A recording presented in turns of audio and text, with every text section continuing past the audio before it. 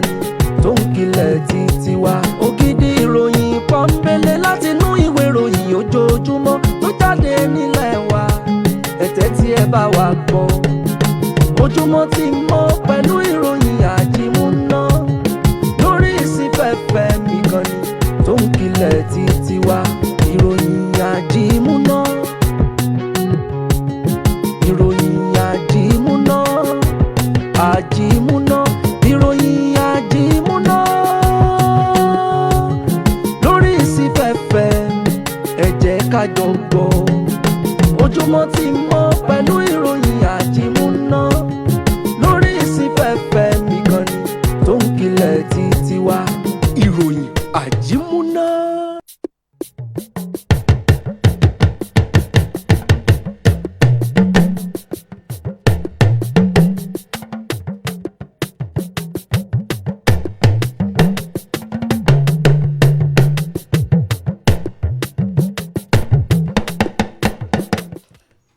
Ìròyìn àjímúná. Ìròyìn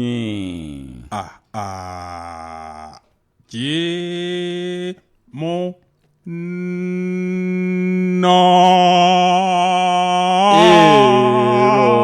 Ìròyìn àjímúná. Ìròyìn àjímúná la tún gbé ká yín mọ́lé láàárọ̀ ọjọ́ tòní. À ń ké gbogbo etí tó ní àǹfààní àti oore ọ̀fẹ́ láti máa gbọ́ wa gbọ́ ìkànnì alàlújá láàárọ̀ yìí o. À ń sì ń ṣe yín pẹ̀lẹ́ wípé ẹ tún kó àmójúbà wa lórí ìròyìn àjímúná. Gẹ́gẹ́ bẹ́ẹ̀ ṣe mọ̀ wípé bí ojúmọ́ bá ti mọ́ báyìí ni ìròyìn àjímúná ló máa ń gbòde. A sì dúpẹ́ lọ́wọ́ Ọlọ́run aláwùrábí wípé ó tún ṣọ́ wa, ó ṣọ́ ẹ̀mí wa, ó ṣọ́ wa, ó ṣọ́ ẹ̀mí yín láti tún jọ ríra wa ká sì gbóhùn ara wa láàárọ̀ yìí. Ìròyìn àjímúná ló gbòde. Ẹ̀kẹ́ sálára, ẹ̀kẹ́ sí àjẹrò, ẹ̀kẹ́ sí ọwọ́ àràngún àga. Bẹ́ẹ̀ ni ẹ̀kẹ́ sí gbogbo àwọn ènìyàn lágbègbè yín wípé ẹjẹ́ àtúnjọ gbọ́ ibi tí ìlú dé dúró. Láláì ní dènà pẹnu ká má fà àkókò ṣòfò. Ẹ ti mọ̀ wípé kókó inú ìròyìn ọ̀hún ni àkọ́mọ́ wá sí etí ìgbọ́ ẹ̀yin ènìyàn wa, ẹ̀yin ará ilé. Nínú ìwé ìròyìn Punch ni mo ti kọ́kọ́ fẹ́ ṣíde kókó inú ìwé ìròyìn títí ọwọ́ mi yìí o. Bàbá tí kì í tọ́jú ọmọ ní Olúwo títí ilẹ̀ Ìwó. Gbogbo ẹ̀yin Yorùbá ẹ kìlọ̀ fún un kó yé tàbùkù ipò Olúwo. Olórí tẹ́lẹ̀ rí ní ààfin Olúwo tí wọ́n pe orúkọ rẹ̀ ní Channel ó fohùn òkè sọ̀rọ̀. Ìwé ìròyìn Punch lójú síta.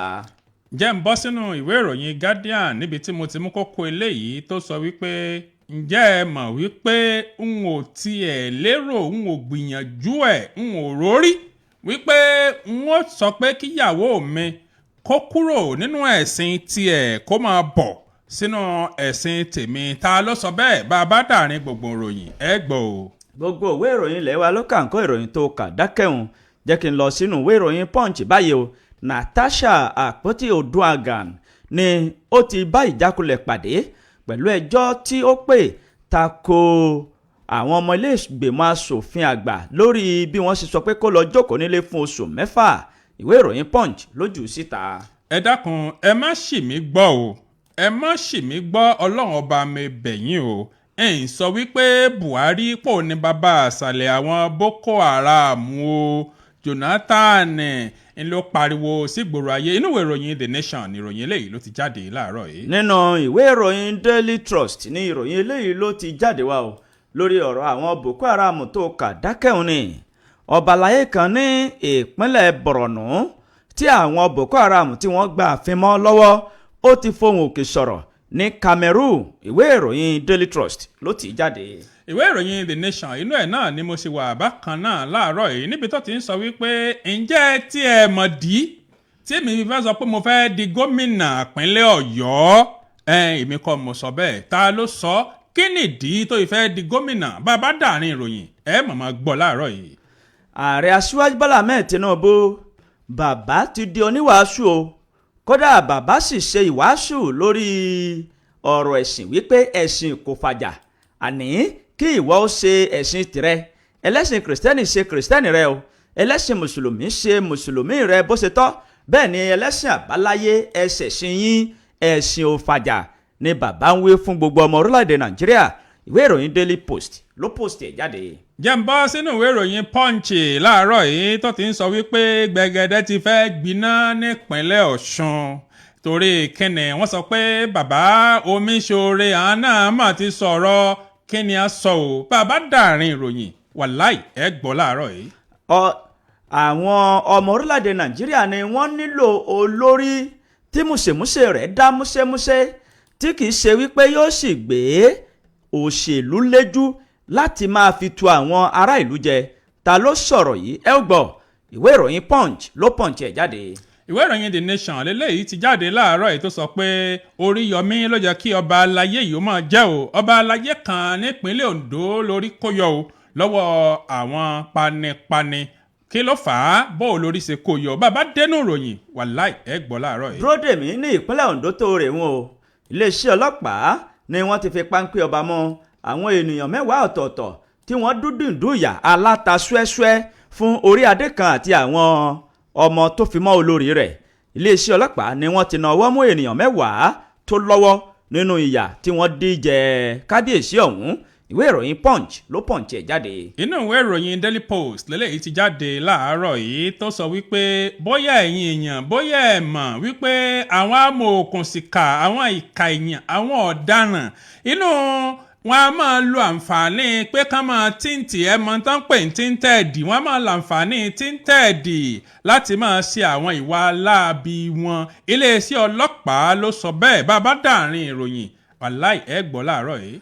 ní ìpínlẹ̀ Kánò ni mo mórílẹ̀ báyìí o níbi kókó tá à ń tẹ̀ sí i létí tá à ń tẹ̀ sí i lára o. iléeṣẹ́ ọlọ́pàá ní ìpínlẹ̀ Kánò ni wọ́n ti fi páńpẹ́ ọba mọ́ àwọn kọ̀lọ̀rọ̀ sí àdúgbò kan tí wọ́n jí olórí abúlé kan gbé. ìwé ìròyìn Daily Trust ló ti jáde. sọ́bọ̀lẹ̀ pa àwọn ọmọ Nàìjíríà bọ́bọ̀lẹ̀ pa àwọn tó wà ní apá ìwọ̀ oòrùn gúúsù ilẹ̀ Nàìjíríà ẹ wo wọ́n mọ gbogbo àìṣe tí Tinubu ṣe ẹ wo wọn ò ní dìbò fún tó bá di 2027 èmi kọ́ mo wí o. Gbẹ̀ngà Ọláwépọ̀ Àṣìmù ló sọ ìwé ìròyìn Vanguard iná ló kọ jáde láàárọ̀ yìí. tó àwọn kókó yìí àti kókó míì láwọn máa mú wa ṣé etí gbọ́ ẹ̀yin ènìyàn wa ẹ̀yin aráalé bí kókó ọ̀hún tó bá ti ń di kókó láò sì máa jẹ́ kí ó tó yín létí láláì ní jẹ́ kí kinní ọ̀hún kó de ìròyìn tí ọjọ́ ti lọ lórí rẹ̀. à ń kí yín lówùúrọ̀ ọjọ́ tòní wípé ẹ kú ìdarapọ̀ mọ́ wa ẹ kú ojúmọ́ òní lọ́jọ́ ìsinmi ọjọ́ 5 oṣù kẹwàá oṣù yìí náà ń lọ wẹ́rẹ́wẹ́rẹ́ ọlọ́run aláwùrábí kó sún ẹ̀mí wa kó sì jẹ́ ká jọ parí ọdún yìí láyọ̀ àti àlàáfíà ká tún lè jọ ké happy new year. à ń kí yín o ẹ̀yin olólùfẹ́ wa káàkiri orílẹ̀-èdè àgbáyé à ń kí yín o ẹ̀yin olólùfẹ́ wa káàkiri orílẹ̀-èdè Nàìjíríà bẹ́ẹ̀ ni à ń ṣe yín pẹ̀lẹ́ gbogbo etí tó ní àǹfààní àti oore ọ̀fẹ́ láti máa gbọ́ wa a kú ìsinmi tòní o ìsinmi aláyọ̀ tòní kò ní jẹ́ èyí tá a lò mọ́ lókè èèpẹ̀ láṣẹ Ìdùmarè a ó sì rí ire ajé jẹun lọ́sẹ̀ tuntun tá a dáṣẹ̀ lé yìí owó yóò yà sí ọ̀dẹ̀ wa gbogbo ibi tá a bá dáṣẹ̀ lé lọ́sẹ̀ yìí yóò jẹ́ ilẹ̀ tí Elédùmarè tó ti gbà fún wa a ní ròkúnà a sì ní dé ibi tí ilẹ̀ gbé pẹ̀ka láṣẹ Ọlọ́run aláwùrábí ẹ kú ojúmọ́ ẹ kú ojúmọ́ ẹ kú ojúmọ́ mọ́. ìkànnì Alàlùjá ló ń dún sí yín létí ìkànnì 99 pẹ̀lú ìyànmọ́sí tó gbé owó kan pọ̀n ìlú òkè ò látakàn mọ́lẹ̀ sí ní ìjọba ìbílẹ̀ Kájọlà láwà tá a ti ń dún tá a ti ń kùn tá a ti ń dún yamuyamu ṣe ti gbogbo ọmọ ẹ̀dá ayé àti táàdì báyìí a sì ti wà ní sẹpẹ́ láti máa tẹ ọ̀kan ọ̀jọ̀kan ìròyìn sí yín létí ká má dènà pẹnu ká má bá kínní ọ̀hún lọ ní ọ̀pẹ́ títí abẹ́rẹ́kẹ́rẹ́ Adégbìtẹ́ lórúkọ ẹnìkejì mi. ká máa dúpẹ́ lọ́wọ́ Ọlọ́run ọba aláwùrábí ọba tó tẹ̀rẹ̀ kárí ayé ọba tó tóbi títí tọ̀run ò gbà ó tóbi ó fàyè ṣe àpótí ìtìsẹ̀ rẹ̀ ọba tó jí wa sáyé jí wa sáyọ̀ ó tún jí wa sálàáfíà lójúmọ́ tòní òní ọjọ́ àìkú ọjọ́ 5 oṣù kẹwàá ọdún 2025 fún là ń ṣe yín pẹ̀lẹ́ o níbikíbi tí ọwọ́jà ìkànnì yìí tí ó bá ń dé ibikíbi tí ètò yìí tó bá kà yín mọ́ bó ṣe lọ́nà chọ́ọ̀chì ni bó ṣe lọ́nà oko ni bó ṣe nù lẹ́ni táyìn múra chọ́ọ̀chì dádì ẹjọ́ ẹ má fi yẹn kẹ́wọ́ bẹ́ẹ̀ tí ń fọwọ́ kan múra ìyẹn ságbé rédíò yẹn síbi ẹ̀gbẹ́ wíńdò kẹ́ ẹ máa fi tí ayọ̀ gbọ́ wa ibikíbi tẹ́ bá ti ń gbọ́ wa o akìyìn alòyìn lọ́gọ̀ ẹnu àwa sọ pé ká máa sọ fún yín ní òpé ìkànnì SIP 89.1 FM náà ni ẹ̀ ń tẹ́tí sí lásìkò tá a wà yìí bẹ́yìn tí ń gbọ́ wa nú rédíò ẹ lè gbójú ayọ̀ kẹ́ ẹ wò wá lórí ìkànnì ìbánidọ́rẹ̀ẹ́ Facebook wa SIP FM òkè o ibẹ̀ ni alẹ́ tẹ pọ́n sí. Mo tiẹ̀ ń bọ́ ọmọ kan sí ẹlẹ́ẹ̀kan mo ní tá a bá sọ pé a fẹ́ ṣeré SIP ní ìsìn pé kò ní ìdí pàǹkà sí pé tí a bá fẹ́ lomi ìṣèṣù àwọn èèyàn ó bínú pò ní róòlù èṣù fìtì. ọwọ́ ìyá fẹ́ sá áńgẹ́lì nǹkan àmọ́ òòrà abẹ́rẹ́ kéré ni bẹ́ẹ̀ bá fẹ́ rí áńgẹ́lì abẹ́rẹ́ kéré láàárọ̀ yìí. ẹ̀yin ẹ gbójú àyẹ̀wò wá nìkan ní. kí ni ìwọ wá ṣe o. ṣé mi. ìwọ ṣàtọ́kùn èṣù. ok one no tí a bá fẹ́ ṣe ok n lè sọ lọ́hùn n lè sọ ọ fẹ́ sọ bá mo lè sọ bá mo lè ṣe bàbá tí ó níyàwó ni o tí àwọn olùyọ́ mọ̀ fún lóúnjẹ nínú eré. ọ̀sà mẹ́lẹ̀ ń gọ káàkiri ó fẹ́ sọ bá ó tún fẹ́ ṣe bàbá. mo lè ṣe school boy. school boy pátá. Ìpátá boys are dangerous at night. That's the full meaning of Ìbàdàn. So ti yí ọba àwọn Ìpátá boys are dangerous at night. Ó ti yé mi. Bí a ti máa sọ nù. Ká mọ̀ kí wàá káàbọ̀ sórí ètò wa láàárọ̀ yìí. Akínyìn alòyìn lọ́gbẹ̀ẹ́nu lẹ́ẹ̀kan sí. Ọláyẹmí Oyèlékè lórúkọ tèmi.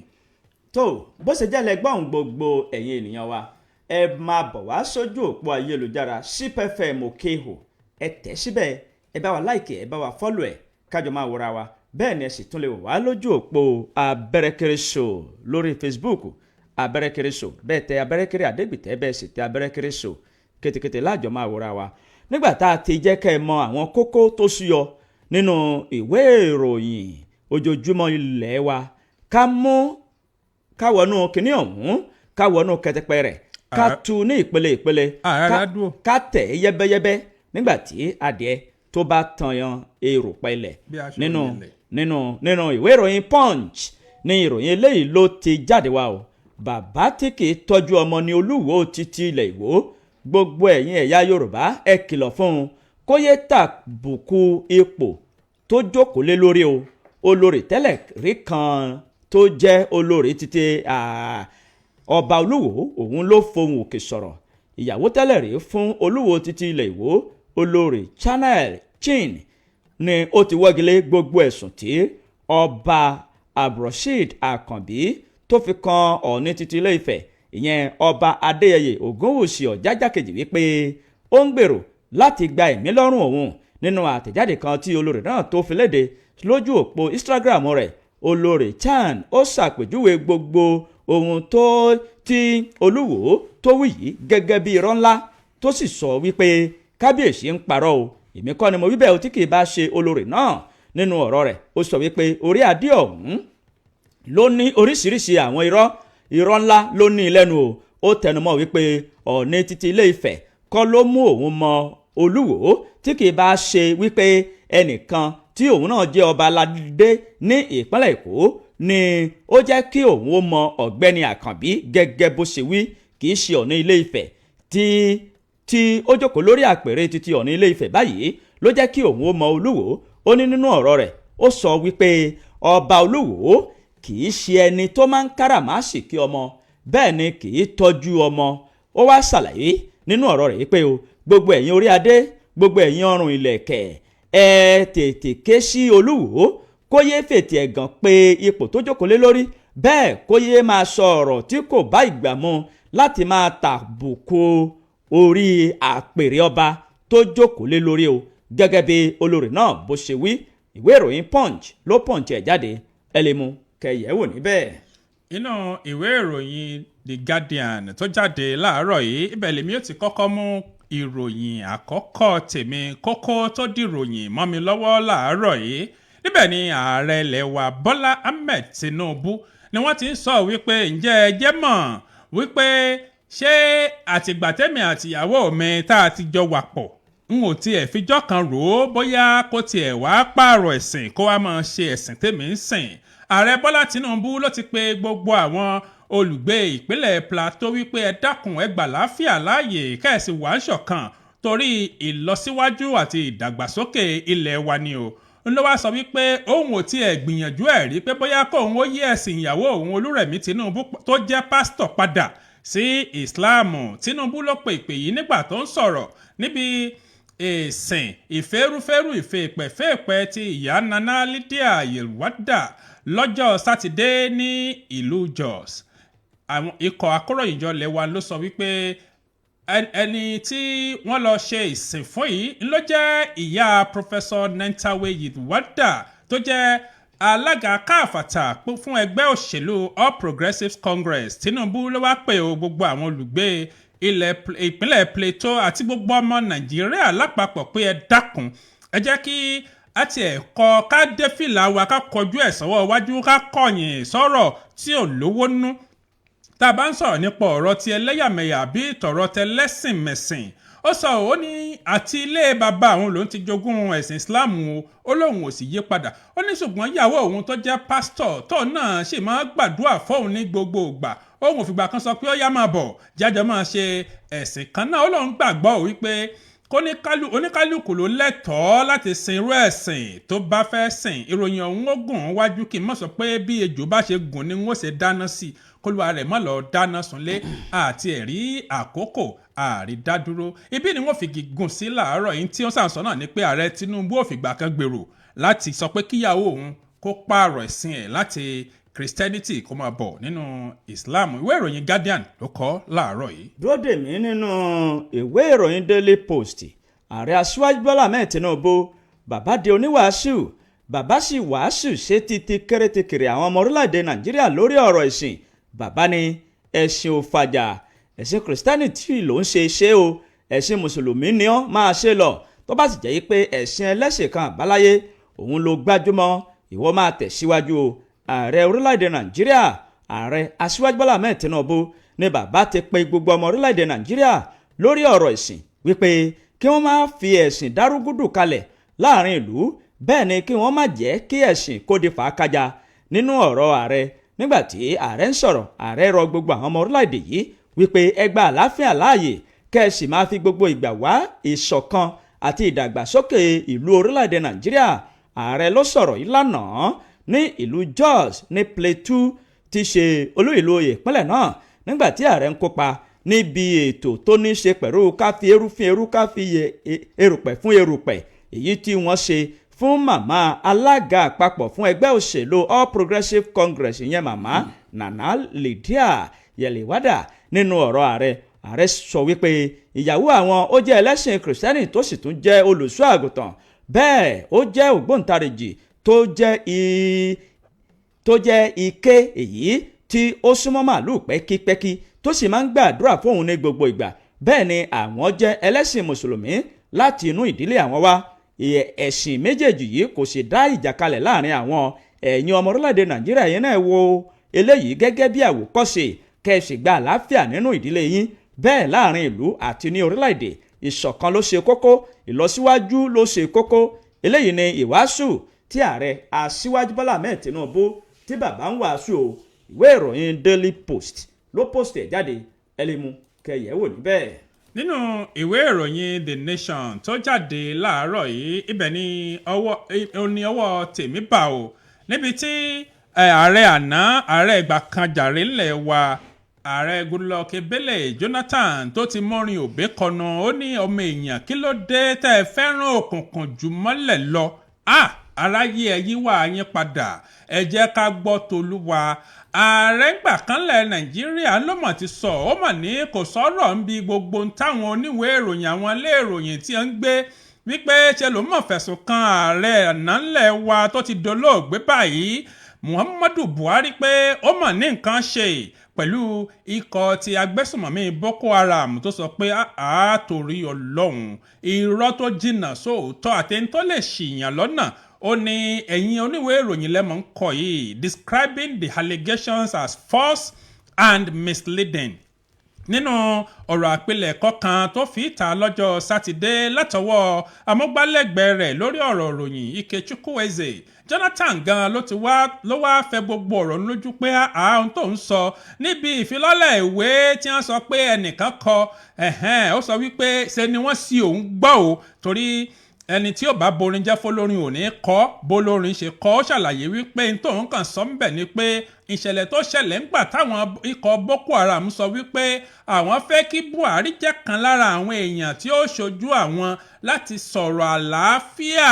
Ó wá sọ pé lèyí gan wá wà lára àwọn ète wọn láti wá máa tan àwọn láti máa ṣe àwọn lọ́nà pé kò mọ̀ ní nǹkan kan ṣe pẹ̀lú ààrẹ àná Muhammadu Buhari àtàwọn agbésùnmọ̀mí o.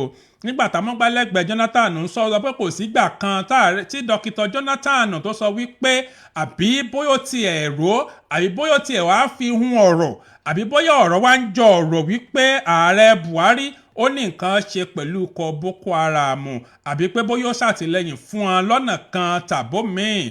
Ó sọ wípé ó kàn ṣe àpèjúwe ọ̀rọ̀ ọ̀hún láti rí wípé àwọn ikọ̀ Boko Haram wọ́n jẹ́ alárekérekè, ìwà ejò, ìwà ká máa tààyàn. Ó sọ pé ló wà lọ́wọ́ wọn. Ìròyìn ọ̀hún gùn ṣùgbọ́n jẹ́ ń fi gígùn bẹ̀rùn torí àkókò wa. Ìwé ìròyìn The Nation ló gbé jáde láàárọ̀ yìí.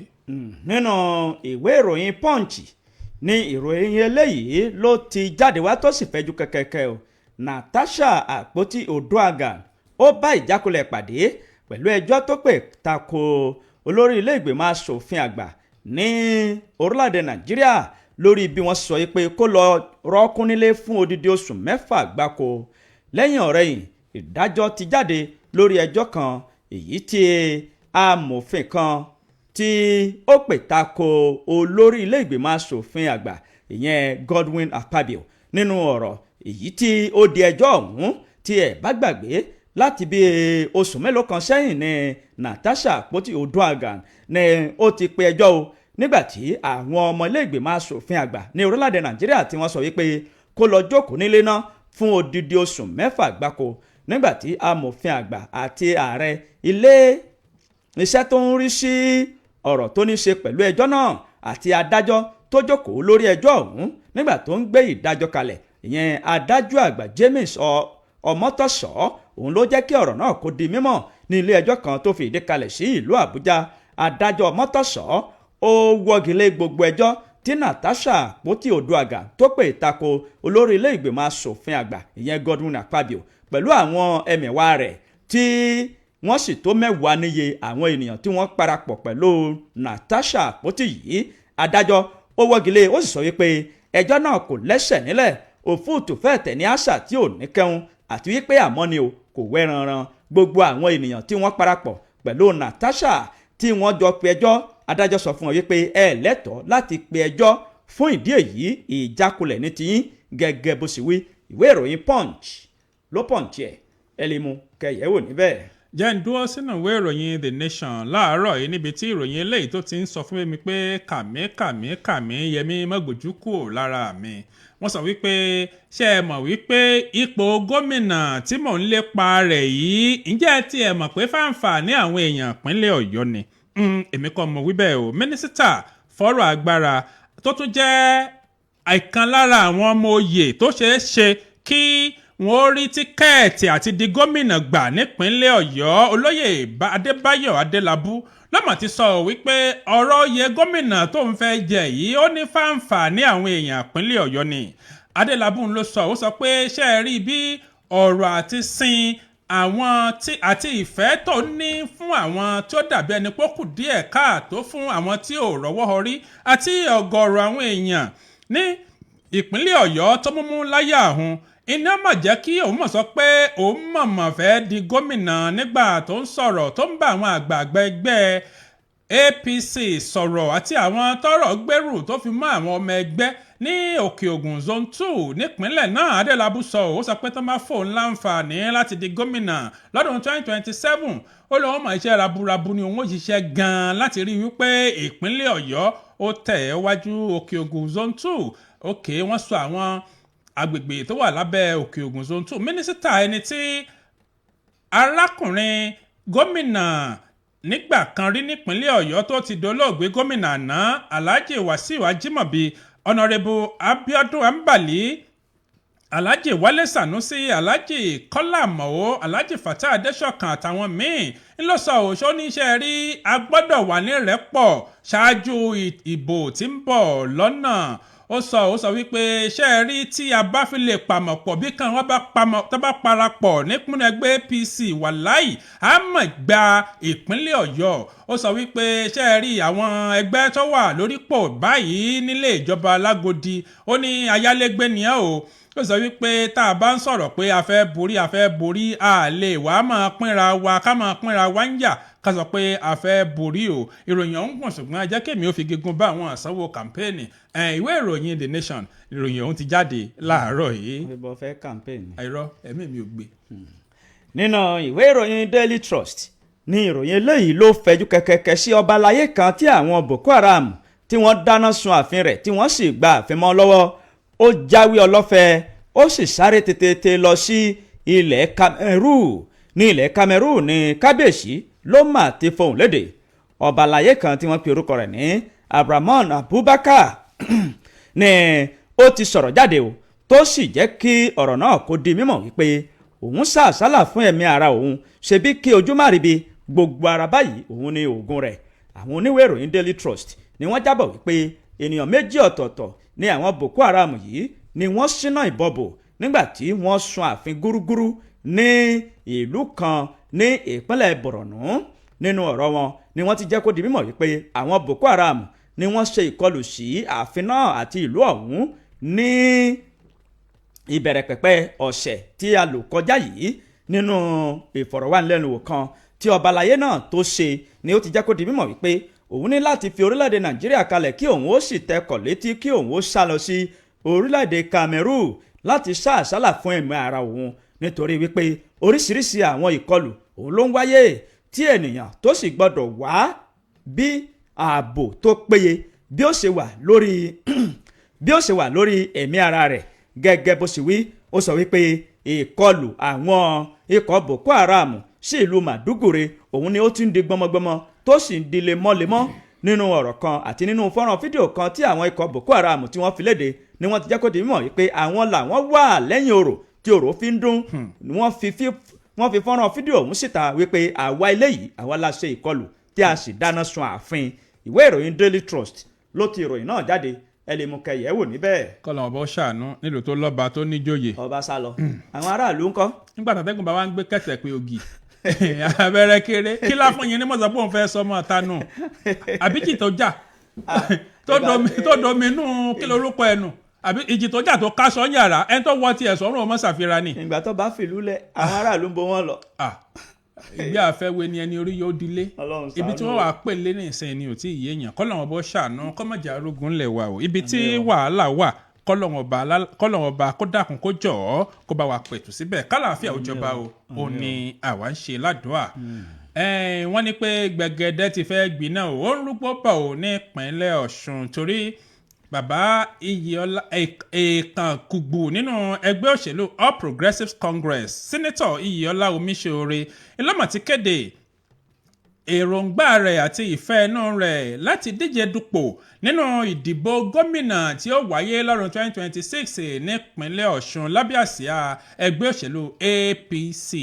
Omiṣore ẹni tí ó ti fìgbà kan rí jẹ́ igbákejì gómìnà nípínlẹ̀ náà ló sọ ọ̀rọ̀ àsọyé yìí o nínú àfilédè kan tó fi sójú òpó X ẹ̀ lọ́jọ́ sátidé tó sọ wípé ṣe é rí tí àsìkò bá tó òun ó mọ̀mọ̀ wàá bọ́ ta sọ́yàǹyà sétí aráyé lọ́jọ́ ṣẹ́gun Tuesday ọjọ́ keje oṣù kẹwàá yìí. ó sọ wípé ìgbà tó ń sọ̀rọ̀ ó sọ pé tó ń sọ ni pé ẹ jẹ́ ká tún tó ti bàjẹ́ ṣe ẹ jẹ́ ká dá àlàyé wa ká dá padà ni òun ó fi síta ní aago 10 lọ́jọ́ Tuesday. ìròyìn náà torí gbogbo ẹ̀ gùn kó má dàbí pé yẹn ń kàmpéènì òun náà ní pé Iyìọlá Omiṣore náà òun náà ti darapọ̀ máwọn tí ó díje dupò ipò gómìnà ìpínlẹ̀ Ọ̀ṣun tó bá dọ̀dún 2026. ìwé ìròyìn Punch ló punch ẹ̀ jáde láàárọ̀ yìí. jẹ́ ká lọ sí ẹ̀ka ìkéde àti ìpolówó ọjà wa. tó bá tẹ̀ tí eréṣẹ́ náà tí ń lọ tí ń bọ̀ bí ilẹ̀kẹ̀ dí àti ro. ó ti gbé gbárù. tówó tówó ni. òṣùká ńlá ló sùn pẹ̀lú wọ́n fẹ́ polówó. òun àti Ṣẹ́gun kówó pé ni. ìgbà tá a bá padà dé láti ẹ̀ka ìkéde àti ìpolówó ọjà wa a máa tẹ̀síwájú. ẹ kú kalẹ̀.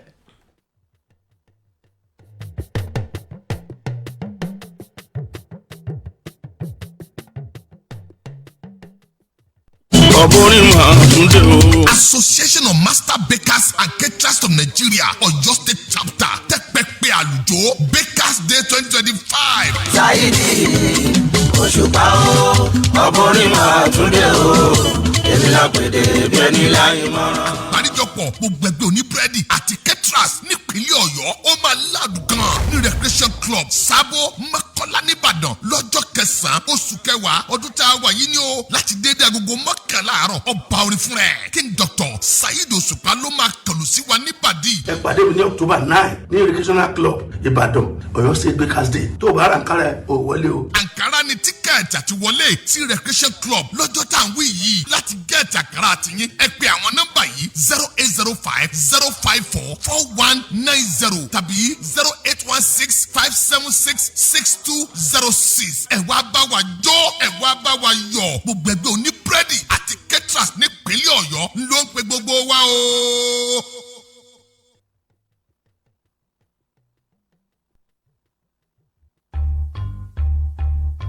ẹ̀yin èèyàn wa níjọba ìbílẹ̀ Kájọlà àti agbègbè rẹ̀ Honorable Isa Ajibola Oyinlola ló rán mi sí ní o. Ó ní kí n ṣe yín pẹ̀lẹ́ kí n sì máa fi àkókò yìí tó yín létí wípé bí àjọ elétò ìdìbò ilẹ̀ wa INEC ṣe ṣí ojú òpó sílẹ̀ fún ìforúkọsílẹ̀ láti gba káàdì olùdìbò. Ó ṣe pàtàkì fún wa o láti jí gìrì sí ìpè yìí ká sì má fọwọ́ yẹpẹrẹ mú un. Torí wípé káàdì ìdìbò wa nìkan la lè fi yí ọjọ́ ọ̀la wa padà ní ìjọba ìbílẹ̀ àti orílẹ̀-èdè Nàìjíríà lápapọ̀ sí rere o. Èmi gẹ́gẹ́ bí ẹnìkan Honorable Isa Ajibola Oyinlola mo rọ̀ gbogbo ẹni tí ó bá ti pé ẹni ọdún 18 years láti lọ sójú òpó ayélujára àjọ elétò ìdìbò ilẹ̀ wa INEC tàbí iléeṣẹ́ wọn tó wà lẹ́yìn ilé ìfowópamọ́sí sí nílùú òkè o láti lọ ṣètò ìforúkọsílẹ̀ àbí tó bá jẹ́ wípé ẹ ti pàdánù káàdì ìdìbò yín àbí tí ó jẹ́ wípé ibi tẹ́ wà tẹ́lẹ̀ ẹ fẹ́ yí padà kúrò sí ibòmíì tàbí tó jẹ́ pé nǹkan tí ẹ ti ṣe káàdì ìdìbò ti yín o ẹ lọ síbẹ̀ láti lọ tún ṣe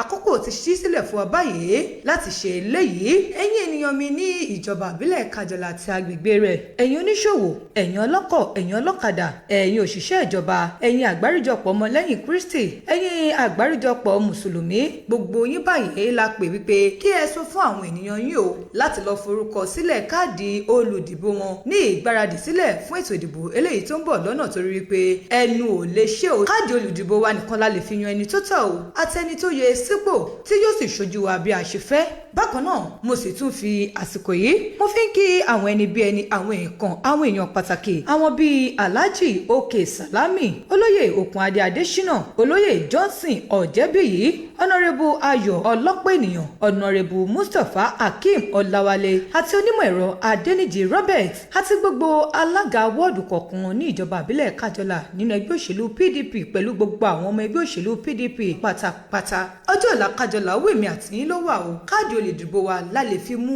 kó dára sí i èmi o máa yá lọ gba káàdì ìdìbò mi pàápàá. Ìkéde yìí ló ń wá láti ọwọ́ Honorable Isa Ajibola Oyinlola.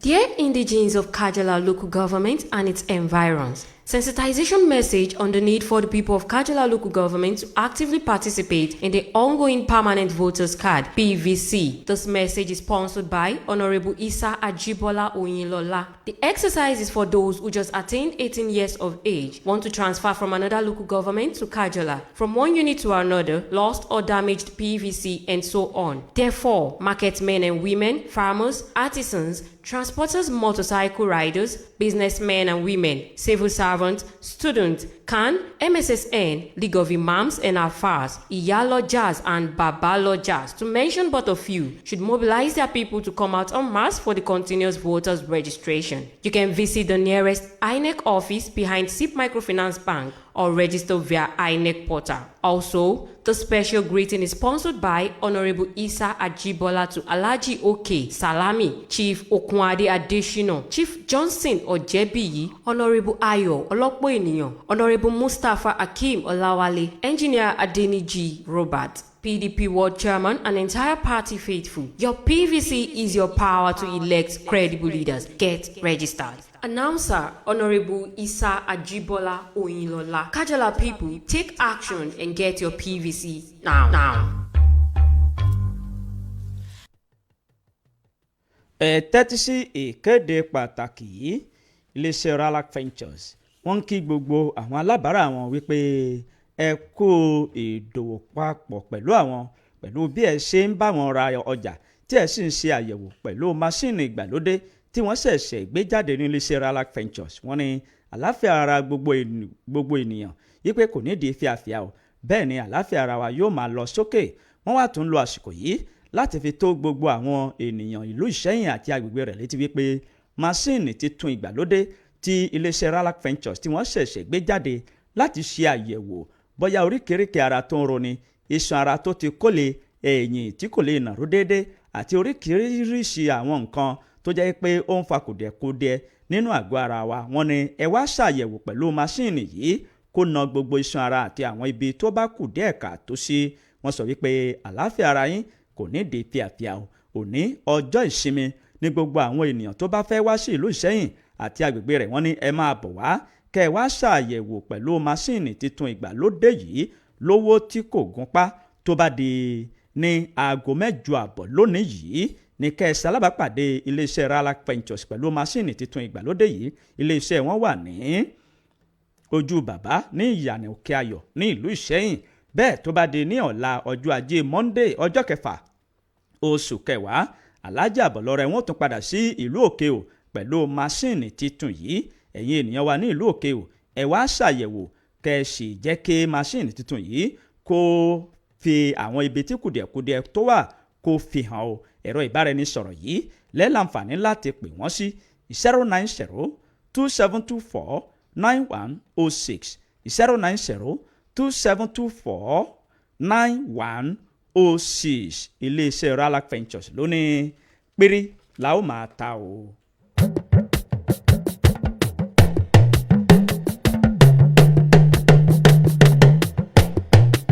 Ẹ káàbọ̀ padà láti ojú ọjà. Ìròyìn wa ó ń sún sápá iwájú. Orílẹ̀-èdè Nàìjíríà ó nílò adarí tí kò ní fi igbá kan ṣègbè tí kò sì ní fi igbá kan bọ̀ kan nínú bí igbá oko láti jẹ́ kí orílẹ̀-èdè Nàìjíríà kó tẹ̀síwájú. Èyí ni wípé olórí ọ̀hún kò ní fi tẹgbẹ́ òṣèlú ṣe.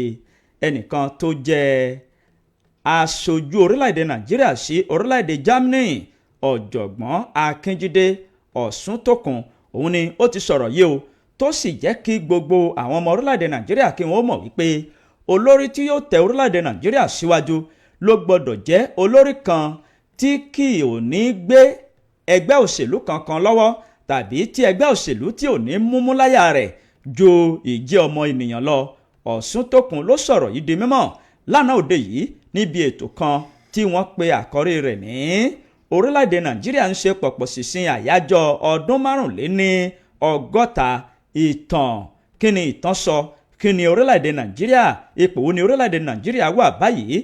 Ètò náà ló wáyé ní ìlú Èkó nígbà tí ẹni náà tó ń sọ̀rọ̀ ó sọ wípé tí orílẹ̀-èdè Nàìjíríà tí ó bá tẹ̀síwájú a gbọ́dọ̀ yan olórí sípò. Olórí ọ̀hún yóò sì jẹ́ èyí tí kò ní jẹ́ kí ẹgbẹ́ òṣèlú kó mọ́mú láyà ní ìgbàyà rẹ̀. Ó ní tẹ́ ẹ bá wò ó, oríṣiríṣi àwọn ìpèníjà ló mú orílẹ̀-èdè Nàìjíríà dẹnu, bí ìpèníjà ìwà àjẹbánu, ètò ọrọ̀ ajé tí kò rajajaja, bẹ́ẹ̀ ni ètò ààbò kò fẹsẹ̀ rinlẹ̀ àti oríṣiríṣi àwọn nǹkan míì.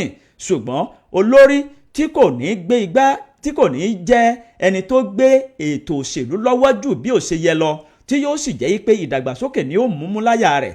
Ó ní tẹ́ ẹ bá gbàgbé nígbà tí ààrẹ àná ajagunfẹ̀yìntì Muhammadu Buhari tó wà lórí ipò gẹ́gẹ́ bí ológun nígbà náà lọ́hùn-ún, ó ní òun ni ó ṣe àfilọ́lẹ̀ ètò kan tó sọ pé ká gbógun ti àwọn ìwà yìí tí kò tọ́. Ṣùgbọ́n kinní yìí ó rọra ṣe díẹ̀ kó tó di wípé ó padà tún dẹnu kọlẹ̀. Ṣùgbọ́n o ẹ̀yin ènìyàn mi, ó tẹ̀síwájú wípé olórí tá a bá yàn sípò kò ní jẹ́ ẹni tí ó gbé òṣèlú lọ́wọ́ jù. Ìwé ìròyìn Punch ló Punch ẹ lè mú kẹyẹ̀wò níbẹ̀. Nínú ìwé ìròyìn The Nation, ìròyìn eléyìí ló ti tẹ̀ mí lọ́wọ́ níbi tí ó ti ń sọ wípé Oríyọmí gan-an ló jẹ́ kí orúkọ ọba aláyé yìí kó máa jẹ́ o. Kí ló ṣẹlẹ̀? Wọ́n sọ pé wọ́n ní Olúgọ̀bà ti Ìgọ̀bà ní Àkúrẹ́ North ní apá níjọba ìbílẹ̀ Àríwá ti Àkúrẹ́ ní ìpínlẹ̀ Ondo, ọba John Adélẹ́wà ìní orímọ̀ tí kó yọ tí nígbà tí àwọn kan tí wọ́n fẹ́ rán lọ sí ọ̀run wọ́n ní ìṣẹ̀lẹ̀ ọ̀hún ló ṣẹlẹ̀ nígbà tí wọ́n ń ṣe ayẹyẹ kan tí ó jẹ́ ayẹyẹ tìbílẹ̀ nígbà tí àwọn kan tí wọ́n gbé àwọn nǹkan ìjagun olóró tí wọ́n yabo ààfin ọba o tí wọ́n sì ń fi oríṣiríṣi nǹkan ìjagun bí ọ̀bẹ oògùn abẹnugọ̀ngọ̀ àti àwọn nǹkan ìjagun míì pé àwọn fẹ́ dá wàhálà lẹ̀ ni àwọn tí wọ́n wà ńbẹ̀ wọ́n sọ ìgbà tí ọ̀rọ̀ ọ̀hún tí ó jáde ìgbà tí wọ́n fìdí ọ̀rọ̀ ọ̀hún múlẹ̀ ẹni tí ó jẹ́ abẹnugan fúnlé iṣẹ́ ọlọ́pàá nípínlẹ̀ Ondo DSP Ọláyínká Àyànládé òkè ó ti yé mi ìṣẹ̀lẹ̀ ọ̀hún ó dàbí ẹni pé wọ́n tún rìpọ́ọ̀tì ni àti kà á kódà gan ó ti kà á lẹ́ẹ̀kan wípé ọwọ́ bá èèyàn 10 bí wọ́n ti kọ́ ló jẹ́ kí ó fẹ́ jọra àwọn ó yàtọ̀ ni ẹ dákun jẹ́ àmọ́ gbára kà sí àbí mú mi ní kí n sáré jó mọ́ ní bẹ̀rẹ̀ njogi ó ṣeun iléeṣẹ́ ọlọ́pàá ló ti sọ wọ́n sọ wípé ṣe rí àwọn amòòkùnṣìkà wọn a máa lo tíntẹ́ẹ̀dì láti ṣiṣẹ́ láabi wọn iléeṣẹ́ ọlọ́pàá nípínlẹ̀ Borno náà ni wọ́n mọ̀ ti fi gbé bọnu báyìí ó wípé ṣe làwọn èèyàn máa ń lo tíntẹ́ẹ̀dì àwọn ọ̀daràn ni wọ́n mọ̀ ti ń lo tíntẹ́ẹ̀dì báyìí ó nínú àfilédè tí abẹnugan iléeṣẹ́ ọlọ́pàá náà ASP Nahum Daso tó fi ìta lọ́jọ́ àbámẹ́ta ní iléeṣẹ́ ọlọ́pàá ti wá ṣe kìlọ̀kìlọ̀ wípé àwọn agbésùmọ̀mí àwọn ajínigbé àti àwọn army robber àwọn adigunjalè nu àwọn tí ń ta oògùn olóró àti oríṣiríṣi ìwà ọ̀daràn míì ni wọ́n mọ̀ tí ń lo irú àwọn ọkọ̀ bẹ́ẹ̀ láti rí wípé àwọn tí àwọn gbé sínú ọkọ̀ àti pé láti rí wípé wọ́n rí iṣẹ́ láabi ọ̀hún wọ́n rí ṣe ní siriri àti ní wẹ̀rẹ̀rẹ̀ Daso tó sọ wípé ṣé rí kinní ọ̀hún ti wá ń di gbọmọgbọmọ báyìí ó ní àwọn ti wá rí o láti ara àwọn àkọọ́lẹ̀ táwọn ń kọ́lẹ̀ lórí àwọn ìwà ọ̀daràn tó wá sọ wípé ṣé rí tí àwọn ti fojú kàn yìí ó ní ṣe kí àwọn ó tètè fún okùn mọ́ gbogbo òfin tó ní í ṣe pẹ̀lú ìlànà ìrìnnà ọkọ̀ àti tíntẹ́ẹ̀dì jákèjádò lẹwa Nàìjíríà ìròyìn ọkùn ṣùgbọ́n ó yé mi wípé ntí ìròyìn ń gbìyànjú láti sọ ó yé èmi náà ẹ ṣeun o ìwé ìròyìn Daily Post ló post ẹ̀ jáde pé àwọn amóòkùnṣìkà wọn a máa lo tíntẹ́ẹ̀dì láti fi ṣe ẹ̀ láabi wọn iléeṣẹ́ ọlọ́pàá ló sọ bẹ́ẹ̀ láàárọ̀ yìí o. nínú ìwé ìròyìn Daily Trust ní ìròyìn eléyìí ló ti jáde wá iléeṣẹ́ ọlọ́pàá ní ìpínlẹ̀ Kánò ni wọ́n ti fi páńpẹ́ ọba mú ẹnìkan tó lọ́wọ́ nínú bí wọ́n ṣe jí olórí abúlé kan gbé ní ìpínlẹ̀ Kánò ìwé ìròyìn Daily Trust ló tì jáde iléeṣẹ́ ọlọ́pàá ní ìpínlẹ̀ Kánò ni wọ́n ti kéde sí ìgboro ayé wípé àwọn ti fi páńpẹ́ ọba mú arákùnrin kan tó lọ́wọ́ nínú bí wọ́n ṣe jí olórí abúlé kan gbé o èyí tí wọ́n sì tí wọ́n tún digunjalè ní àwọn agbègbè náà olórí abúlé tí wọ́n jí gbé òun ni wọ́n pe orúkọ rẹ̀ ní Danru Baba Alhaj Abdulmumin gẹ́gẹ́ bí ọ̀rọ̀ rẹ̀ wọ́n sọ wípé nígbàtí àwọn ẹlẹ́ṣọ́ aláàbò àgbáríjọpọ̀ àwọn ẹlẹ́ṣọ́ aláàbò èyí tí wọ́n ṣiṣẹ́ ọ̀hún takuntakun tọ́lọ́run ọba kọ́dáyé tó sì fún wọn ní iṣẹ́ ọ̀hún ṣe o nínú ọ̀rọ̀ tí alukoro fún iléeṣẹ́ ọlọ́pàá SP Abdullahi Haruna tó jẹ́ kó di mímọ̀ ó sọ wípé arákùnrin kan tó jẹ́ ẹni ọdún 27 tí wọ́n pe orúkọ rẹ̀ ní Usman Lawan Baba ẹni tí gbogbo àwọn ènìyàn ń pè ní Yellow òun ni wọ́n fi páńpẹ́ ọba mú nígbàtí ó sọ sí ọ̀hún àti àwọn ènìyàn rẹ̀ tí wọ́n jí olórí abúlé yìí gbé nínú ọ̀rọ̀ rẹ̀ ni ó ti jẹ́ kó di mímọ̀ wípé àwọn iléeṣẹ́ ọlọ́pàá ni wọ́n ti kọ́kọ́ kéde wípé àwọn ń wá àwọn ènìyàn àwọn ìṣọ̀wọ́ àwọn ènìyàn kan tí wọ́n lọ́wọ́ nínú ká máa jí àwọn ènìyàn gbé ká sì máa digun jalè ṣùgbọ́n báyìí àti gbẹ́ndú àti ahéré iléeṣẹ́ ọlọ́pàá ti fi páńpẹ́ ọba mú wọn wọ́n sì ti ń wò kánbọ́nkánbọ́ bí òkété inú ayanran lẹ́yìn iṣẹ́ ìwádìí gbogbo wọn ni wọ́n jò lamba pa ní iwájú òfin ìwé ìròyìn Daily Trust ló ti jáde ẹlẹ́mukẹyẹ̀wò níbẹ̀. abẹ́rẹ́ kéré ṣé ìwọ ti ẹ̀rù wípé bóyá àwọn ọmọ tí wọ́n jẹ́ ọmọ ìwọ̀ oòrùn gúúsù lẹ̀ wálẹ̀ Nàìjíríà ó rò pé wọ́n gọ̀ àbí bóyá àwọn èlò ọpọlọ wọn sorry ìwọ kọ́ mọ̀ bá wíjàre mọ́ bínú ìkan lára àwọn èèkàn kùgbùnú ẹgbẹ́ òṣèlú People's Democratic Party Gbénga Ọláwékọ̀ Àṣìmù ìlọ́mọ̀ ti sọ ó sọ wípé kẹ́ni láwọn àwọn ọmọ bíbí ìwọ̀ oòrùn gúúsù lẹwa Nàìjíríà South West ó ní wọn ò ní fi ìbò wọn ò tiẹ̀ ní dìbò fáàrẹ Tinubu 2027 ni ò torí pé ààrẹ gan mọ̀ pé òun náà ti kùnà nípa ọ̀rọ̀ òṣèjọba nígbà tí ó ń sọ̀rọ̀ ẹni tí ó jẹ́ alákòóso fún igun ti gúúsù ìwọ̀ oòrùn ti Gbẹ́ngà Ọláwẹ́pọ̀ Gbẹ́ngà Ashim Solidarity Movement Alhaji Abbas Ọláníyì ń lọ ṣẹlẹ̀ yìí ò nínú ọ̀rọ̀ àpilẹ̀kọ kan tí wọ́n fi síta fáwọn oníròyìn nílùú Ìlọrin nígbà tí wọ́n ń sọ̀rọ̀ tí wọ́n fèsì sí ọ̀rọ̀ tí Rẹ̀nú Ọmọkìrì tó sọ ibi tó ti ń bẹ̀bẹ̀ tó ń pè fún àwọn ọmọ bíbí ìwọ̀ oòrùn gúúsù ilẹ̀ wa àti àwọn ti apá àríwá pàápàá láti lè bá fi àtìlẹ́yìn wọn fún ààrẹ Bọ́lá Tinubu tó bá dọdún 2027 ó wá sọ pé Tinubu náà ló máa jẹ́ kí gbogbo nǹkan kó máa ti ṣe dáadáa ńlẹ̀ wa Nàìjíríà tó ń sọ oríṣiríṣi iṣẹ́ fápá àríwá ilẹ̀ wa ṣùgbọ́n nígbà táwọn náà wá ń fèsì Ọláníyì ló sọ ó sọ wípé ṣé ẹ rí apá ìwọ̀ oòrùn gúúsù tiwa yìí ó sọ wípé wọn ò ní sọ wípé ẹ dákun ká tún wá fẹ́ ní sáà kan sí i látàrí gbogbo àṣẹ tó ti ṣe tó ti dojú gbogbo nǹkan rú yìí ó wá sọ pé sórí ìwọ̀ Ọmọkìrì yìí ó ní alágàbàgebè ní ntọ́ jẹ ńlọ ń wá ìròyìn ọ̀hún gùn jù bá ń lọ ṣùgbọ́n ẹ jẹ́ kí mi ò fi gún bíi ti ọ̀rọ̀ ti Ọmọkìrì hun. dúró dè mí lórí ọ̀rọ̀ ààrẹ Aṣíwájú Bọ́lá Ahmed Tinubu tó kàdákẹ́hùn àgbáríjọpọ̀ àwọn ọ̀dọ́ nínú ẹgbẹ́ òṣèlú APC ni wọ́n ti jẹ́wọ́ gbọ̀ngbọ̀n láwà lẹ́yìn rẹ̀ bíi ké fún ààrẹ Aṣíwájú Bọ́lá Ahmed Tinubu wípé àwa ilé yìí àwa ó ṣàtìlẹ́yìn rẹ̀ bàbá ẹ lọ fọkàn balẹ̀. àwọn ọ̀dọ́ nínú ẹgbẹ́ òṣèlú All Progressives Congress APC ni wọ́n jáde lọ́wọ̀ọ̀wọ́ tí wọ́n sì ṣe ìwọ́de lánàá ní ìlú Ìbàdàn gẹ́gẹ́ bí wọ́n ṣe wí ṣáájú ètò ìdìbò gbogbogbò yìí tí yóò wáyé lọ́dún 2027. nínú ọ̀rọ̀ náà ni wọ́n ti ṣàtìlẹ́yìn tí wọ́n sì ń sọ wípé ìgbésẹ̀ tí ààrẹ Aṣíwájú Bọ́lá Ahmed Tinubu ń gbé láti fi ìrètí ọ̀tun ṣe ti kérétekèrè ọmọ orílẹ̀-èdè Nàìjíríà yìí àwọn náà fọwọ́ sí i. ní àná tí ṣe ọjọ́ àbámẹ́ta ni wọ́n kọ oríṣiríṣi àkọlé sórí pátákó tí wọ́n sì mú lọ́wọ́ yẹ̀yẹ̀ ní olú ìlú ìpínlẹ̀ Ọ̀yọ́ nígbà tí ẹnìkan tí wọ́n pe orúkọ rẹ̀ ní Ayọ̀bámi Dágilọ́gbà òun ni ó léwájú tó sì ń sọ wípé àwọn eléyìí àwa ó ṣàtìlẹ́yìn fún yín bàbá ẹ lọ fọkàn balẹ̀. ìwé ìròyìn Punch ló Punch ẹ lọ mú kẹyẹ̀wò níbẹ̀.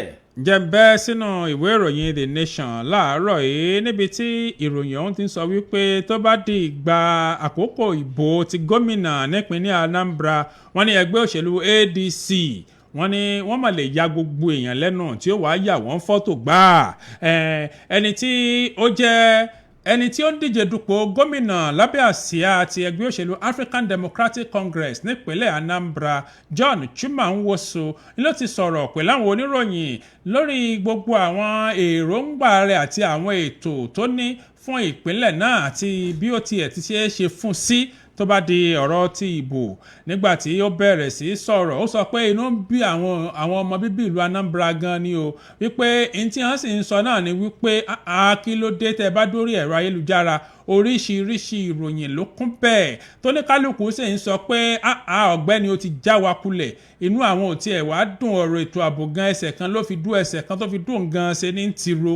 wọ́n sọ wípé kódà gan wọ́n tún wá sọ ń pa àwọn tí agbèfọ́ba wípé bí wọ́n ti máa ṣe fáwọn èèyàn nípínlẹ̀ náà tí wọ́n sì máa fi ọwọ́ líle mú wọn. ó wá sọ̀rọ̀ ó sọ wípé n tí àwọn ń rọ àwọn ọmọ Nàìjíríà ní pé ẹ dákun tó bá ti di ọ̀rọ̀ ti ìbò ó sọ ti Anambra ni o ṣùgbọ́n gẹ́gẹ́ bí ojúṣe ti a gẹ́gẹ́ bí iléeṣẹ́ rédíò ká tún rọ àwọn èèyàn wa tó bá ti di ọ̀rọ̀ ti dìbò ẹ dákun ẹ jẹ́ kí gbogbo wa jẹ́ agbájúmọ̀ ká ṣe ojúṣe wa ní ẹ̀tọ́ wa ní lábẹ́ òfin ìbò nìkan lójójúṣe àtẹ̀tọ́ wọn àkọ̀yẹ́ bẹ̀ èmi fi tèmi kún ni. ó wá ní ká wò ó pé tí gbogbo wa tá a bá fi tí gbogbo kálukú bá gbájúmọ̀ ọ̀rọ̀ ìbò ká wo bóyá àjọ elétò òdìbò bóyá wọn bóyá iṣẹ́ wọn bóyá yóò tẹ̀ tún wá tún lè bóyá yóò tún dá a sí i ká mọ̀ tiẹ̀ wá wò wípé bóyá ó kù ọjọ́ rẹ́bẹ́tẹ́ fún alága wọn Professor ìyẹn ọ̀jọ̀gbọ́n Yakubu Mahmood àti gbogbo àwọn tí wọ́n jọ ń bá iṣẹ́ bóyá tí wọ́n ó lọ àti ẹni tí ó tún wá gbaṣẹ́ lọ́wọ́ rẹ̀ ó ní ẹ má jẹ́ àfihàn ṣe ẹ jẹ́ kí a mójútó ọ̀rọ̀ ètò ìdìbò nílẹ̀ wa Nàìjíríà ohun tí ọ̀rọ̀ ìròyìn náà ń sọ òyìnbó ti wọnú ẹ̀jẹ̀ mi kọ́ ló ń ṣàánú òun náà ni pé ó ṣeé ṣe o fún ẹgbẹ́ òṣèlú ADC láti ya gbogbo èèyàn lẹ́nu nínú ìbò gómìnà nípínlẹ̀ Anambra tí ó ń bọ̀ láìpẹ́. tó jẹ́ kí n mú ìròyìn eléyìí wá ní belenja o nínú ìwé ìròyìn Punch ní ẹni yìí ló ti fẹ́ sọ̀rọ̀ tó ìsọ yìí pé eléyìí ni bí àwọn ọmọ ogun àwọn kàńdá nínú ìrẹsì ọmọ ogun bí wọ́n ṣe ń ta ohun ìjà ìbọn àti oríṣiríṣi nǹkan míì fún àwọn bandit bandi tí wọ́n ń di ìdìkudì sẹ́rù àwọn ènìyàn ẹnìkan tí wọ́n sọ wípé ó jẹ́ òṣìṣẹ́ ọmọ ogun orí ilẹ̀ ni wọ́n sọ wípé bí ó ṣe ń ta ìbọn àti nǹkan ìjà ogun míì fún àwọn báńdíìtì ẹni náà ni ó hàn nínú fọ́nrán fídíò kan tó sì fẹnu ara rẹ̀ túṣùká bí ìgbà tí ewúrẹ́ tó bá fi ẹnu ara rẹ̀ tó fi ń tú òṣùká ó ní òtítọ́ ni wípé òun máa ń ta ìbọn àti oríṣiríṣi nǹkan ìjà ogun òun máa ń tà fún àwọn báńdíìtì ẹni náà ni wọ́n sọ wípé ó jẹ́ ẹni 30 ọdún tí wọ́n pe orúkọ rẹ̀ ní Shehu Ale Kankala nínú ọ̀rọ̀ rẹ̀ nígbàtí ó ní òun máa ń ta oríṣiríṣi nǹkan ó ní oríṣiríṣi nǹkan yìí ó ní òun sì gbé wọlé láti orílẹ̀-èdè mi ò nínú ọ̀rọ̀ rẹ̀ ó ní òun ta àwọn nǹkan yìí fún àwọn ọmọ ogun fún àwọn báńdíìtì tí wọ́n wà ní àwọn ìpínlẹ̀ bíi ìpínlẹ̀ Kaduna ìpínlẹ̀ Niger tó fi mọ́ àwọn ìpínlẹ̀ míì ní orílẹ̀-èdè Nàìjíríà ó ní òun kó àwọn nǹkan yìí wọlé tí ó sì tó bí 50 nǹkan ìjà ogun tó fi mọ́ 8,000 nǹkan ìjà ogun míì nínú ọ̀rọ̀ rẹ̀ ó ní òun ta fún àwọn báńdíìtì tó wà ní Zamfara Kaduna àti ìpínlẹ̀ Niger ẹ fẹ́ wò ìwé ìròyìn Punch lójú síta ẹ lè ṣẹ̀rí ẹ̀ níbẹ̀. jẹ́ sáré jó eléyìí mọ́ ní belenja níbi tí ìròyìn ọ̀hún ti sọ wípé tó bá di ọdún 2027 àwọn tí àárín gbùngbùn apá àríwá ilẹ̀ wa Nàìjíríà àwọn náà ni wọ́n mà ti ń sọ wípé àwọn náà fẹ́ ẹgbẹ́ òṣèlú All Progressives Congress ó ní wọ́n ti buwọ́lu ààrẹ Bọ́lá Tinubu fún pẹ́kun ó padà sí orí àpèrè wọn tó bá dọdún 2027 wọ́n sọ wípé ṣẹ́ẹ̀rí tí a bá ń sọ ọmọ apá ìwọ̀ oòrùn gúúsù ilẹ̀ wa ni wọ́n sọ wípé ẹgbẹ́ òṣèlú People Democratic Party náà àwọn náà ti wá sún tiwọn sí apá gúúsù wọ́n sọ wípé ó dàbí ẹni pé nǹkan ò tí ì fi ọ̀rọ̀ tí ìfẹ́nu jóná ní àárín ibẹ̀ yẹn wọ́n sọ pé ẹgbẹ́ ti ADC náà àwọn ò tí ì sọ̀rọ̀ olórí ibi tí àwọn ó gbé ọmọ oyè gbà ẹ dákun.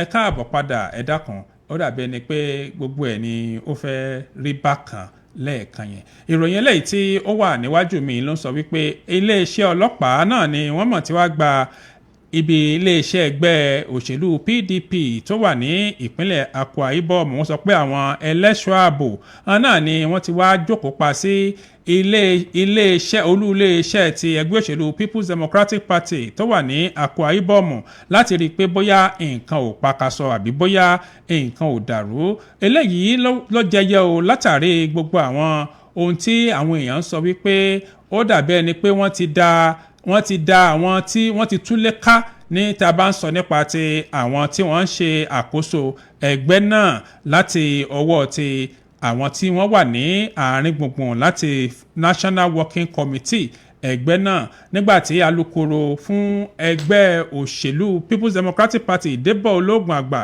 tí ó sọ wípé àwọn ti tú ilé ẹgbẹ́ náà ká tí àwọn sì yan àwọn ìgbìmọ̀ ẹlẹ́ni 31 láti máa ṣe àkóso nílànà ti má jẹ́ kó bàjẹ́ ṣùgbọ́n nígbàtí ẹni tí ó jẹ́ akọ̀wé káàfàtà fún ẹgbẹ́ òṣèlú náà tó náà ń sọ̀rọ̀ yẹn Senator Samuel Anyanwu olóòrò tó wá sọ̀rọ̀ tó tako tí ó sọ yóò sọ wípé kò sí ìpàdé kankan tí àwọn ti sọ ọ̀rọ̀ tó jọ o ẹni tí ó wá jẹ́ alága fún ẹgbẹ́ òṣèlú People's Democratic Party nípínlẹ̀ Akwa Ibom ìyẹn Aniakan Akpan ni ló wá sọ gbogbo pé wọ́n ti sọ pé kí àwọn ó lọ rọ́kúnlé àbí bóyá wọ́n sọ pé kí àwọn ó mọ̀ wá mọ́ wípé ó dàbí ẹni pé ọ̀rọ̀ tí ò bófin mu ni nígbà tó wá sọ wípé àwọn sì wà bẹ́ẹ̀ o wípé àwọn ó sì ṣe gbogbo sáà àwọn ọlọ́dún mẹ́rin yẹn àwọn ó rí i pé àwọn ṣe tán tí ó sì sí nǹkan kan tí ó da àwọn rú ó wá sọ fún àwọn tí wọ́n jẹ́ oníròyìn wípé ṣé ẹ rí ẹgbẹ́ òṣèlú People Democratic Party nípínlẹ̀ Akwa Ibom wípé kò sí nǹkan kan tó dàbí làásìgbò láàrin àwọn pé ó dàbẹ́ ni pé ìròyìn ọ̀hún bí ìgbà tí wọ́n ṣì gbé ni inú ìwé ìròyìn The Nation ni ìròyìn ọ̀hún ló wà ẹ̀wín ẹ̀mú kẹsẹ̀rí ẹ̀ níbẹ̀. tó jẹ́ àfẹ́lẹ́ yìí ká fi gbé súnmọ́ àwọn aráalé nítorí àkókò wa ẹ̀rọ ìbáraẹnisọ̀rọ̀ tẹ́ láǹfààní láti fi bá wa dá sí ọ̀kan ọ̀jọ̀kan àwọn ìròyìn èyí tí a ti mú wá tí a ti kà sí yín létí ẹ̀rọ ìbáraẹnisọ̀rọ̀ wọn náà ní 070 47 7064 070 47 7064 lójú òpó tí ẹ fi bá wa pẹ̀kẹ́lù 070 47 7064 ojú òpó wa ti wà ní ṣíṣí kalẹ̀ ẹ sì lè fi àtẹ̀jíṣẹ́ yín kẹ́ ẹ fi ṣọwọ́ sí wa lójú òpó ayélujára CPFM òkè o bẹ́ẹ̀ ni ẹ lè fi ṣọwọ́ sí ojú òpó ayélujára abẹ́rẹ́kéré show 070 47 7064 ẹ̀lú ẹ̀ káàárọ̀ ẹ̀lú ẹ̀ káàárọ̀. Máyọ̀ ní ọ̀jẹ̀ fẹ́ ní kọ̀ọ̀kan wa. àmín o. Wẹ́rẹ́ láti ìlú Yìràwá àti Igbó local government. ẹ káàárọ̀ ìyá wẹ́rẹ́. Láàánú ó kú wá pẹ̀lú wa. àmín. Ẹni tí ọ̀gá wa fún Ọ̀yọ́ state gbé tí ó sì ní ọ̀rọ̀ Ọ̀yọ́ state lọ́wọ́ tọ́jú pé gbogbo mẹ̀kúnnù ọ̀bọ̀ lọ́wọ́ yà ọlọ́wọ́n bá wa gbé dé kó. a lè yí pẹ́ẹ́nì kan báyìí la gbé lọ́wọ́ ní ìsìn ẹni tí ó gbé Nàìjíríà àga tí ó sì gbé Ọ̀yọ́ state ìdájí kọ́lọ́wọ́n yẹn fún wa. Màmá Wẹ́rẹ́ láti ìlú Ìràwọ̀. ẹ ṣeun 070 47 7064 lójú òpó tó já sí ọ̀dọ̀ wa níbí yìí ẹ pè wá ká wo ìwòye yín àti èrò yín nípa ọ̀kan ọ̀jọ̀kan àwọn ìròyìn èyí tí a ti kà sí yín létí hello ẹ kú ojúmọ́ hello ẹ káàárọ̀ ẹ ti wà ń bẹ̀ o. ẹ káàárọ̀ àwọn ìpè. ẹ yí rédíò yín sílẹ̀ tàbí kẹ́ jìnnà sí o orúkọ yín ìlú wo lẹ ti ń pè wá. orúkọ mi ni Wálé láti lè o. à ń gbọ́ yín sà. ẹ kú ètò. Ọlọ́run ló ń ṣètò. àmín.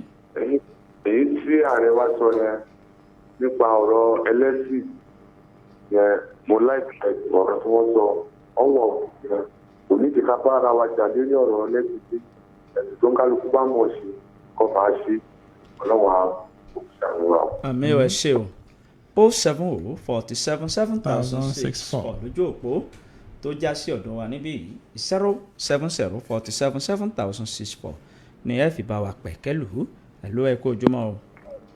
ẹ̀lọ́ ẹ káàárọ̀. ẹ káàárọ̀ sà orúkọ yín. ipò ní bàjẹ́ o. àmín o Wálé. àgọ́ ọjọ́ ìsinmi aṣọ́pọ̀ rẹ o. àmín Ọlọ́run. Wálé ọmọ olówó aṣí látàṣí kingdom lókè ìwò. ẹ káàárọ̀ sà.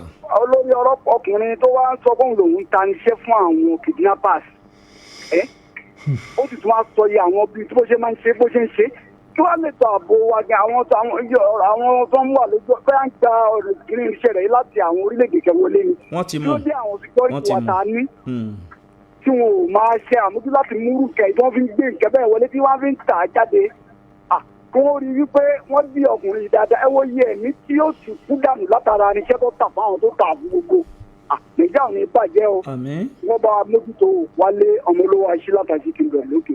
ẹ ṣé o 070 47 7064 lójú òpó ayélujára Samson Sanusi wọ́n ń kí wa alábẹ́lówó Suleyat wọ́n ní good morning bẹ́ẹ̀ ni ìtìsàyẹn Ronke àwọn náà ní good morning and well done sir ẹ ṣé o Ebenezer Adélọ́wọ̀ wọ́n ti kí wa láàárọ̀ yìí Amos Adébárẹ̀ hello ẹ kú ojúmọ́. ẹ káàárọ̀. ẹ káàárọ̀ kówó pé. ìsàbẹ̀rẹ̀ kẹrẹ. ẹ káàárọ̀ o. ọ̀gá wa Ọláyẹmí. Aláàjì kówó pé ẹ káàárọ̀ ẹ ṣeun. bàjẹ́ fún ẹ kú iṣẹ́ ọpọlọ. àmín àdúpẹ́. nípa ọ̀rọ̀ tí ààrẹ wa sọ ní ẹ̀fẹ́ dá sí. níbi tí ń kálukú bá bá rẹ̀ bẹ́ẹ̀ ni kò máa dúpẹ́ fọlọ́run ẹ̀sìn ọ̀fàjà gẹ́gẹ́ bá rẹ̀ wá ti rí ẹ̀sìn tó ń kálukú bá ti bá rẹ̀ kò máa dúpẹ́ lọ́dọ̀ Ọlọ́run pé tó níbi tí mi bára mi níyì òun kálukú àbọ̀dọ̀ máa ta bùkún ẹ̀sìn kẹ́kẹ́ níbi tó ń kálukú bá bá rẹ̀ náà ni kó dó sí Ọlọ́run níjọ́ bàjẹ́.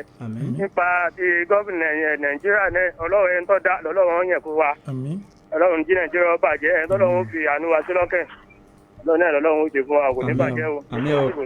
àmín o ẹ ṣé o kówó pé 07047 7064 Akíntúndé Sulaiman wọ́n kí wa wọ́n ní ẹ kú ojúmọ́ bẹ́ẹ̀ ni Matthew Adébáyọ̀ Ọlálẹ́rù àwọn náà wọ́n ti kí wa láàárọ̀ yìí. hello. ẹ káàárọ̀. ẹ káàárọ̀ sàrúkọ yín. yes sir Saheed ọ̀sẹ̀ àwọn olórúkọ mi mò ń pè láti sẹ́yìn. ẹ kú ojúmọ́ Mr. Saheed.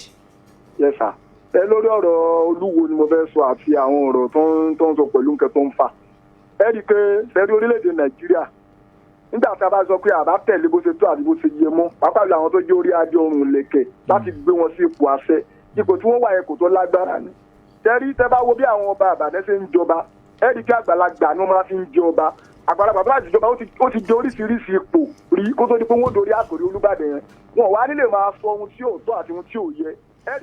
ẹ ṣeun sà ẹ ṣeun adúpẹ́ àti note point yín a ò ní fẹ́ ká máa ní irú discussion báyìí on here ẹ ṣeun.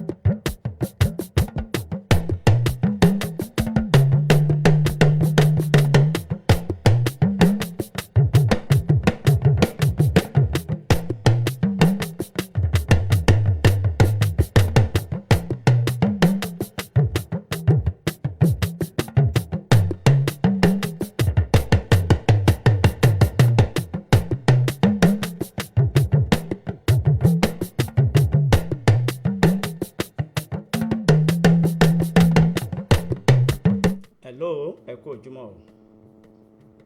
hello. hello. hello. hello ẹ káàárọ̀. ẹ káàárọ̀. yes sir. Alhaji Abdulrasheed ló sọ̀rọ̀ agbègi láti Ṣakí. ẹ kú ojúmọ́ o Alhaji. ẹ̀rọ akújọ mẹ́ta. ìjọ kan pẹ̀lú. ọ̀rọ̀ ẹlẹ́sìn bílì ti fẹ́ dá sí. ẹ dá sí o. ọ̀rọ̀ ẹlẹ́sìn bíi ti gbogbo wa gbà kan rí. ọ̀run àwọn bàbá wa wọ́n ní ọ̀run nìkan lọ́mọ ẹni tí ó là. àti kírísítẹ́nì àti mùsùlùmí àtàwọn ẹlẹ́sìn àbáláyé ẹ dákun ta ló lọ ọ̀run tó bọ̀ ní gbogbo wa. tó wá mú evidence wá fún wa pé tiwa èmi ni Ọlọ́run gbà o. ibi tí kálukú bá ti bára rẹ̀ kó máa sọ pé fọ́lọ́run ni. ọ̀rọ̀ ẹ̀sìn ọ̀yẹ́ kọ́ mọ dí wàhálà alẹ́ ní Nàìjíríà fún wa. kò kí n sì pé ìyẹn ló kẹ́ mọ́ ọmọ sọ́ngbà tí wọ́n fẹ́ bí wípé inú ẹ̀sìn báyìí mo fi wá ibi tí wọ́n bá wọn òbí rẹ̀ bẹ́ẹ̀ lòun lè máa tẹ̀lé. bẹ́ẹ̀ni. tó ọ̀rọ̀ ẹ̀sìn ọ̀yẹ́ kọ́ mọ dá wàhálà alẹ́ pàápàá jùlọ nílẹ̀ Yorùbá ọ̀yẹ́ ká fọgbọ́n ti gbogbo nǹkan tá a bá ń ṣe ní orí jù bẹ́ẹ̀ lọ. ẹ ṣé o. lọ́wọ́ jìbẹ̀ máa tẹ̀síwájú. àmín. lójú òpó ayélujára Mayegun Kọ́sìm Alimam wọ́n ní ẹ kú ojúmọ́ o Akínwùmí Abọ́sẹ̀dé Suhaib Adéwọlé àwọn náà wọ́n ń kí wa láàárọ̀ yìí Ọládọ̀yìn Babalọ́lá wọ́n ti kí wa pé ẹ kú ojúmọ́ o Ọlánrewájú Kọ́hìndé wọ́n ń kí wa láàárọ̀ yìí Afọlábí Ahmed Àjùwáyà wọ́n ń kí wa Alákà Saheed ẹ ṣé o ẹ̀lú ẹ kú ojúmọ́ o. Hello, ẹ káàárọ̀. ẹ káàárọ̀ orúkọ yín. Aláàjì Múránẹ̀ Sọba lójú láti ìlú Àánú. láti ìlú Ìlú. ẹ kú ètò àgbà ọgbà ọ ẹ sóríire o yọ rọrùn Ọlọ́run ó jẹ́ Nàìjíríà òtútù yóò túbà yóò tù sẹ́. àmín o. bẹ́ẹ̀ni tó ta nǹkan ogun fún àwọn pààyàn kò sì bẹ̀rù Ọlọ́run ayé ẹ kó mẹ́yìí ọ̀dà bọ̀. tó Ọlọ́run ó gbà wá ní orílẹ̀-èdè yìí 080 37 64 080 070 47 7064 070 47 7064 lójú òpó tí ẹ fi bá wa dá sí láàárọ̀ yìí ẹ̀lú ẹ kú ojúmọ́ o. hello ẹ káàárọ̀ sà. ẹ káàárọ̀ orúkọ yín o. Aprofit agenda láti àdúgbò àgbà ọ̀dọ́ mínísítà lọ́gẹ̀ ní Ṣakí. ẹ kú ojúmọ́. àti wàá kó ọ̀rọ̀ ló Ọlọ́run ní sàálà. àmín. àtàdúrà fún iléeṣẹ́ Ọlọ́run jẹ́ kó bàjẹ́ o. àmín o. Ọlọ́run jẹ́ kó bàjẹ́ fún yín. gbogbo àtàgbọ́ wa nílé ní Ọlọ́run yẹ kó dára fún gbogbo wa. àmín o. lórí ọ̀rọ̀ ẹlẹ́sìn dé kò tẹ̀lẹ́sìn dé yẹn Àlùkùránì Ọlọ́run ti sọ ó ní lákùndé núkùmù wálé àti so ẹ̀sìn kálukú ó wà pẹ̀lú ìṣẹ̀ lọ́tọ̀ọ̀tọ̀ ni so ọlọ́run ràn kálukú wa lọ ọlọ́run ṣamọ̀nà kálukú wa so lẹ́yìn eléhùn ni nípa àwọn tó wá jẹ́ pé iṣẹ́ táwọn rí ṣe náà ni pé iṣẹ́ ká mọ ṣe business tí ó kó bá wọn kan ọ̀rẹ́ mọ̀já gbàgbé ògbẹ́ tó bá ń ra nǹkan ogun tó yẹ kó ń gbé gbọ̀nà tí ò tọ́ tí ìsìnkú ìjọba ló rán níṣẹ́ tó sì mọ̀ pé kíní yìí wọ́n fi ń pààyàn ni ẹ̀ṣẹ̀ máa ń dúró ni o ohun tí ó ṣàkóso fáwọn ọmọ ọlọ́jọ́ ọ̀la kí kálukú ká jáwọ́ kúrò níbẹ̀ wà bẹ̀rẹ̀ lórúkọ ọlọ́run nǹkan tí ìbá wọn ṣe tí ò bá mọ̀ pé bó ṣe rí léyìí tó kò sí ẹ̀ṣẹ̀ ń bẹ ṣùgbọ́n lẹ́yìn ìgbà tó ti mọ̀ náà tó tẹ̀síwájú nù rẹ̀ bẹ̀rù ọlọ́run lórí nǹkan tó bá máa ṣe o àṣàdúrà fún ààrẹ wa ọlọ́run jẹ́ kí wọ́n láti yọrí kí nàìjíríà ṣe rí náà nìyẹn o kàkẹ́ gbogbo má jẹ lè ṣe ìṣàwàdànù nǹkan tó lóun bí náà ló ń bí yìí o tó bá padà yá náà wọ́n padà wá pa inú àwọn tó ń rin àwọn eléyìí lọ́wọ́ náà wọ́n padà pa nù rẹ̀ wọn fún di eléyìí ẹja sọ́ra sí ọlọ́run ní dáadáa mú akínkù tó ta ọlọ́run tẹ̀síwájú. lójú òpó ayélujára Oyèníyì Wàsíù wọn ń kí wa láàárọ̀ yìí bẹ́ẹ̀ ni Bọ́sẹ̀dé Ọmọbọ́láńlé wọn ti fi àtẹ̀jíṣẹ́ ṣọwọ́ Alhaj Amsat Jẹ́jẹ́ọlá àwọn náà wọn kí wa Raji Isaac àwọn náà wọn ti kí wa bẹ́ẹ̀ ni Ayọ̀ Gideon wọn kí wa láàárọ̀ yìí. hello. ẹ kú ojúmọ́ o. ọ̀gbẹ́ni Adéọlá láti Ọ̀yọ́ ni o. ẹ káàárọ̀ sà. ẹ kú ìtàn mo dúpẹ́ pọ̀ lọ́wọ́ yín fún ọgbọ́n akọ́ṣẹ́mọṣẹ́ tí ẹ fi ń darí ètò yìí náà ní sí i lọ́nà. ẹ ṣé o. mo fẹ́ sọ̀rọ̀ pàápàá lórí ọ̀rọ̀ tí President Tinubu sọ lórí ọ̀rọ̀ ẹ̀sìn. mo rántí wípé ẹ̀sìn pàápàá ilẹ̀ Yorùbá ó ti tú wa kájú bẹ́ẹ̀ lọ tẹ́lẹ̀ mo rántí ní nǹkan bí 40 ọdún sẹ́yìn àwa Yorùbá ẹnu wa kò nígbà kan ju ti ṣe lọ tẹ ẹnìkan ní Kristẹni àti ẹnìkan ní Mùsùlùmí mo ṣe pé tábà wulẹ̀ Yorùbá yìí pátápátá kò sí ilé òsì Mùsùlùmí kò sí ilé tí òsì Kristẹni mo rántí nígbà kan ní nǹkan bíi 40 or 45 years ago ní agboolé wa níbẹ̀ Kristẹni ń bẹ tí ẹ bá fẹ́ sí ogún ọdún wa àárà sọ òwò àpáta ìfẹ́ sí wà ń gbà náà ju ti ṣe lọ tó ọ̀rọ̀ tí President Tinubu sọ ọ̀rọ̀ gidi ni ẹ̀sìn yìí Ọlọ́run ọba kọ́ ló dá ẹ̀sìn lẹ̀ àwọn èèyàn la dá ẹ̀sìn lẹ̀ tó Ọlọ́run sì ní ẹ̀sìn kankan tó yà láàyò tó ẹ máa bẹ́ tó bọ̀. ẹ ṣé bàbá láti ìlú Ọ̀yọ́ 070477064 lójú òpó tí ẹ fi bá wa dá sí 070477064 ẹ̀lú ẹ kú ojúmọ́ o. ẹ káàárọ̀ sà orúkọ yín. orúkọ mi ni Ọlánrewájú láti ìlú Ìṣẹ́yìn. Ọlánrewájú láti ìlú Ìṣẹ́yìn. ẹ dákun bá a gbọ́n sókè sá o. Ọlánrewájú láti ìlú Ìṣẹ́yìn. à ń gbọ́ yín. ẹ pàrọ̀ ètò ọ̀rọ̀ ẹlẹ́sìn lẹ́pẹ̀tẹ̀sì. ẹ bá rí ìgbà tí ọ̀rọ̀ Ìbàdàn fi ṣẹlẹ̀ pẹ̀lú àwọn Haúsá. ṣé ń gbọ́ mi sá? à ń gbọ́ yín o. ẹ̀rí pé ńgbà yẹn ìgbà tí wàhálà yẹn ṣẹlẹ̀ ọ̀rọ̀ yẹn fẹ́ dé sí north ìgbà yẹn ló wà ní north ìgbà yẹn tó táwọn Haúsá fẹ́ bẹ̀rẹ̀ fìtínà ìgbà yẹn wọ́n lọ sí ọ̀dọ̀ ọba tọ́lá láti sọ fún ọ pé ibi tó ti ń pa òyìn láti sí Ìbàdàn ìgbọ̀n ní kẹ́ lọ wọ́n bá dá wàhálà lẹ́nu Sókótó yẹn báyìí ọlọ́pàá máa gbé wàhálà ò láti jẹ́ pé ìwà tí wọ́n wò fún ẹ̀yà wọn ní ìsàlẹ̀ kan wá wò fún Yorùbá ní ìgbà yìí wàhálà ò rárá ìgbà tó pàdé bóra rẹ̀ ti same thing wọ́n lọ sọ́dọ̀ rẹ̀ ó ní síjì bóra ṣé òun ni ó bú yàn ní abẹ́ni tó dúró rìpọ́tì pé ó bú òun tẹ̀sí lọ pa ọmọ ọlọ́mọ so àwọn tó jẹ́ Haúsá gan fún wàhálà ò láti jẹ́ pé ẹ máa fi ìwà ẹ̀jẹ̀ ẹ̀sìn tán ẹ máa fi ní ẹ̀sìn tán lára wàhálà rẹ̀ so Ọlọ́run ló mọ tó ń ṣètò òun kò ní ìdájọ́ máa jẹ́ pé Mùsùlùmí ní Christian ní àwọn tó jẹ́ Christian ní ìjọba jẹ́ pé wàá fẹ́ mọ ju Mùsùlùmí lọ so kọ́nà dáhùn fún òun ṣàánú wa Nàìjíríà. ẹ ṣé o a ní láǹfààní láti gbé ìpè kankan mọ́ báyìí kábọ̀mílà díẹ̀ ní kékeré ìgbà tá a bá padà dé a ó máa tẹ̀síwájú ẹ kú kalẹ̀. SIP 89.1 FM. rédíò wo lèyí tó milẹ̀ títí rédíò wo lèyí tó rinlẹ̀ dòdòdò wọ́n gbọ́ wá jákèjádò gbogbo ayé àwọn tó ti mọ̀ wá wọ́n tún sọ fẹ́ lòmíràn àwọn ètò wa dùn ó tún kọ́ni lọ́gbọ́n bó ti ń lọ nígboro ọ̀dọ́ wa lẹ́ ó ti gọ̀ nínú ìròyìn àtayọ wọn àwọn ètò wa jẹ́sí ní gbèsè wọ́n ṣáàní àrídùnnú rédíò SIP FM ní inú ìròyìn àtayọ wọn àwọn ètò wa jẹ́sí ní gbèsè wọ́n ṣáàní àrídùnnú rédíò SIP FM ní SIP FM 89.1 ẹ máa gbọ́.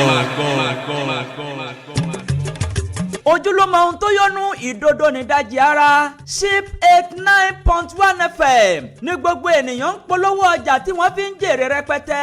olókoòwò ńlá olókoòwò kéékèèké ẹ máa bọ̀. ìrọ̀rùn ló bá dé lọ́dọ̀ tiwa. èrè lobìnrin ń jẹ lábọ̀ ọjà. ẹ bá wa dòwò pọ̀ kẹ́ ẹ jèrè rẹpẹtẹ.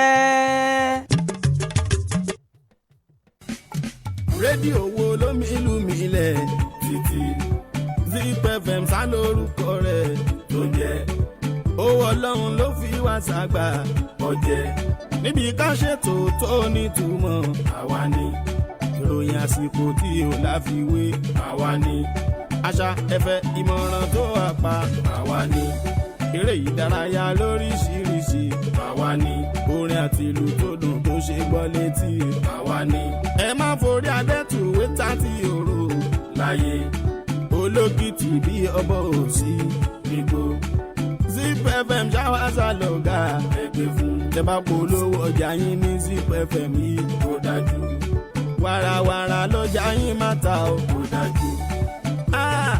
Zip FM ló ń milẹ̀ máwọn tí ò yé tí wọn ò mọ̀ tẹ́lẹ̀tẹ́lẹ̀ páwọn aṣàlágbádé fún o. Zip FM ló ń milẹ̀ máwọn tí ò yé tí wọn ò mọ̀ tẹ́lẹ̀tẹ́lẹ̀ páwọn aṣàlágbádé fún o.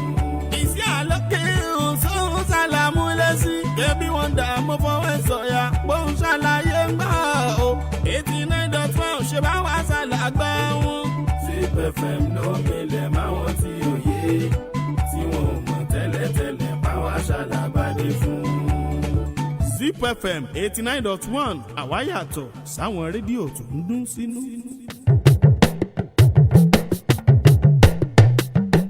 ẹ káàbọ̀ padà láti ibi tá a ti rọra bomila díẹ̀ ní kékeré. abala tá a dé yìí òun ni a ti sọ̀rọ̀ nípa ètò ààbò. ètò ààbò ni à ń sọ ní abala tá a wà yìí. ẹ jẹ́ ká jọ sọ ẹ jẹ́ ká jọ ṣe ó ṣe kókó bẹ́ẹ̀ ni ó ṣe pàtàkì ọ̀rọ̀ nípa ètò ààbò ó yẹ ká jọ pawọ́pọ̀ ká jọ ṣe ni torí pé kì í ṣe nǹkan tẹ́yọ ẹnìkan tó lè dá ṣe. ẹ̀rọ ìbáraẹnisọ̀rọ̀ tẹ́ ẹ ti mọ̀ bí àmọ́wòhùn náà ni 070477064 070477064 ní ojú òpó tí ẹ fi bá wa dá sí. hello. hello. ẹ káàárọ̀. ẹ káàárọ̀ ẹ kú ojúmọ́ o. ẹ kú iṣẹ́ àní ṣiṣẹ́ wọn. àmín. àṣìṣe fàṣì ló ń pè láti ìlú Ọ̀yọ́ Aláàfin. à ń gbọ́ yín sà.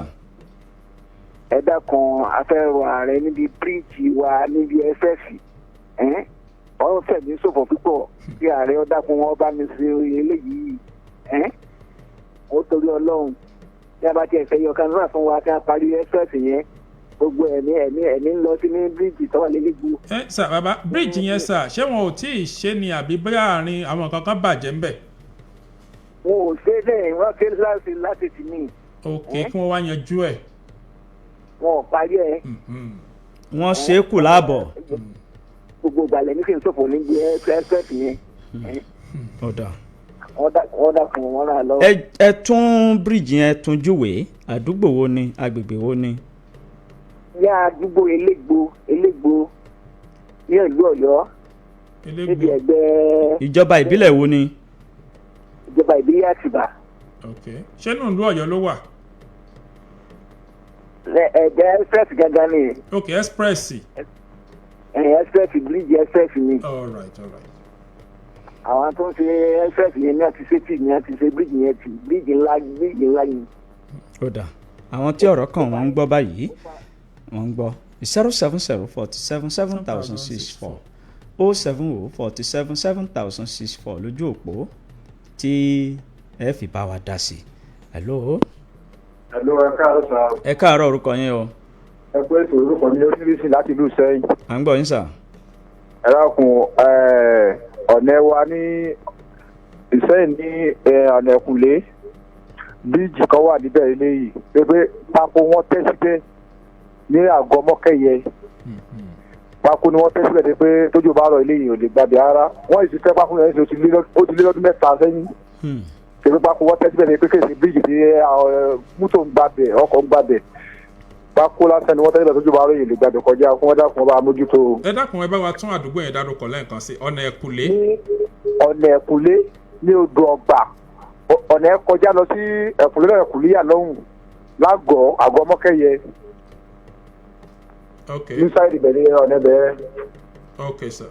ẹ ṣe o àwọn tí ọ̀rọ̀ kàn ní àdúgbò wọn ti gbọ́ Azeez Salaudeen lójú òpó ayélujára wọn ní nípa ọ̀rọ̀ fìjìláńtẹ́ wípé àwọn awakọ̀ kan wọ́n máa ń wa ọkọ̀ wọ́n sì ṣí ilẹ̀kùn kalẹ̀ láláì bìkítà àwọn ènìyàn tó ń bọ̀ láti ẹ̀yìn kí wọ́n ṣọ́ra ṣe o gbogbo àwa awakọ̀ tí a bá ń ṣe irú ìwà báyìí ẹ jẹ́ ká ṣèwé àgbéjẹ́ mọ́wọ́.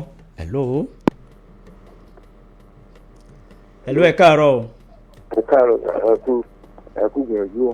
ẹ dúpẹ́. wà pẹ̀lú wa orúkọ mi ní ọlánìí láti lè fẹ́yìn. à ń gbọ́ yín sà. ẹja àbẹ̀rẹ̀ àwọn olórí wa tí wọ́n bá jẹ́ ètò ààbò wa tábà lọ irú àdúgbò Ìlọrin tí wọ́n ní bí ìlú bí lẹ́jọ́ ló ti fún ní wọ́n rẹ̀ wọ́n bá kó àwọn ìlú ètò alákòóló lọ́wọ́ bẹ̀ lọ́wọ́ pẹ̀lú wa. àmín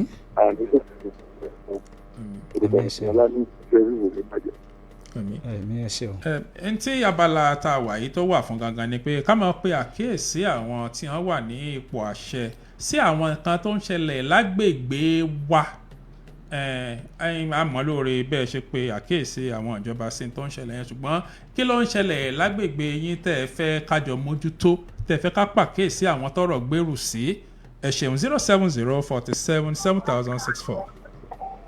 hello. hello sir ẹ káàárọ̀ abẹ́rẹ́ kéré. ẹ káàárọ̀ sà orúkọ yín.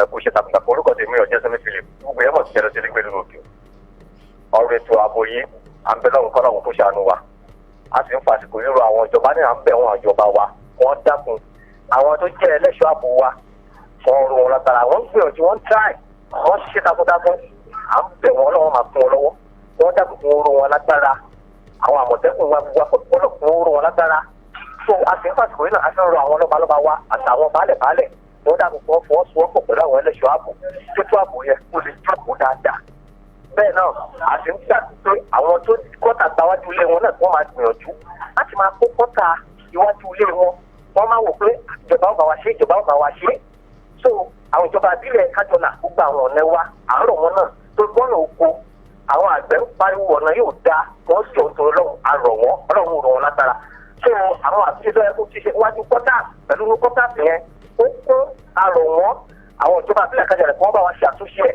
tó mọ bí àwọn wọléwọlé wà yẹn bí ọ́fíìsì wọn yẹn ibẹ̀ yẹn kó jọ sọ̀rọ̀ lọ́wọ́ ọlọ́run lọ bá kájọlá òní bàjẹ́ o God bless Nigeria yẹn lọ sí eré gbẹdọ̀ sọ.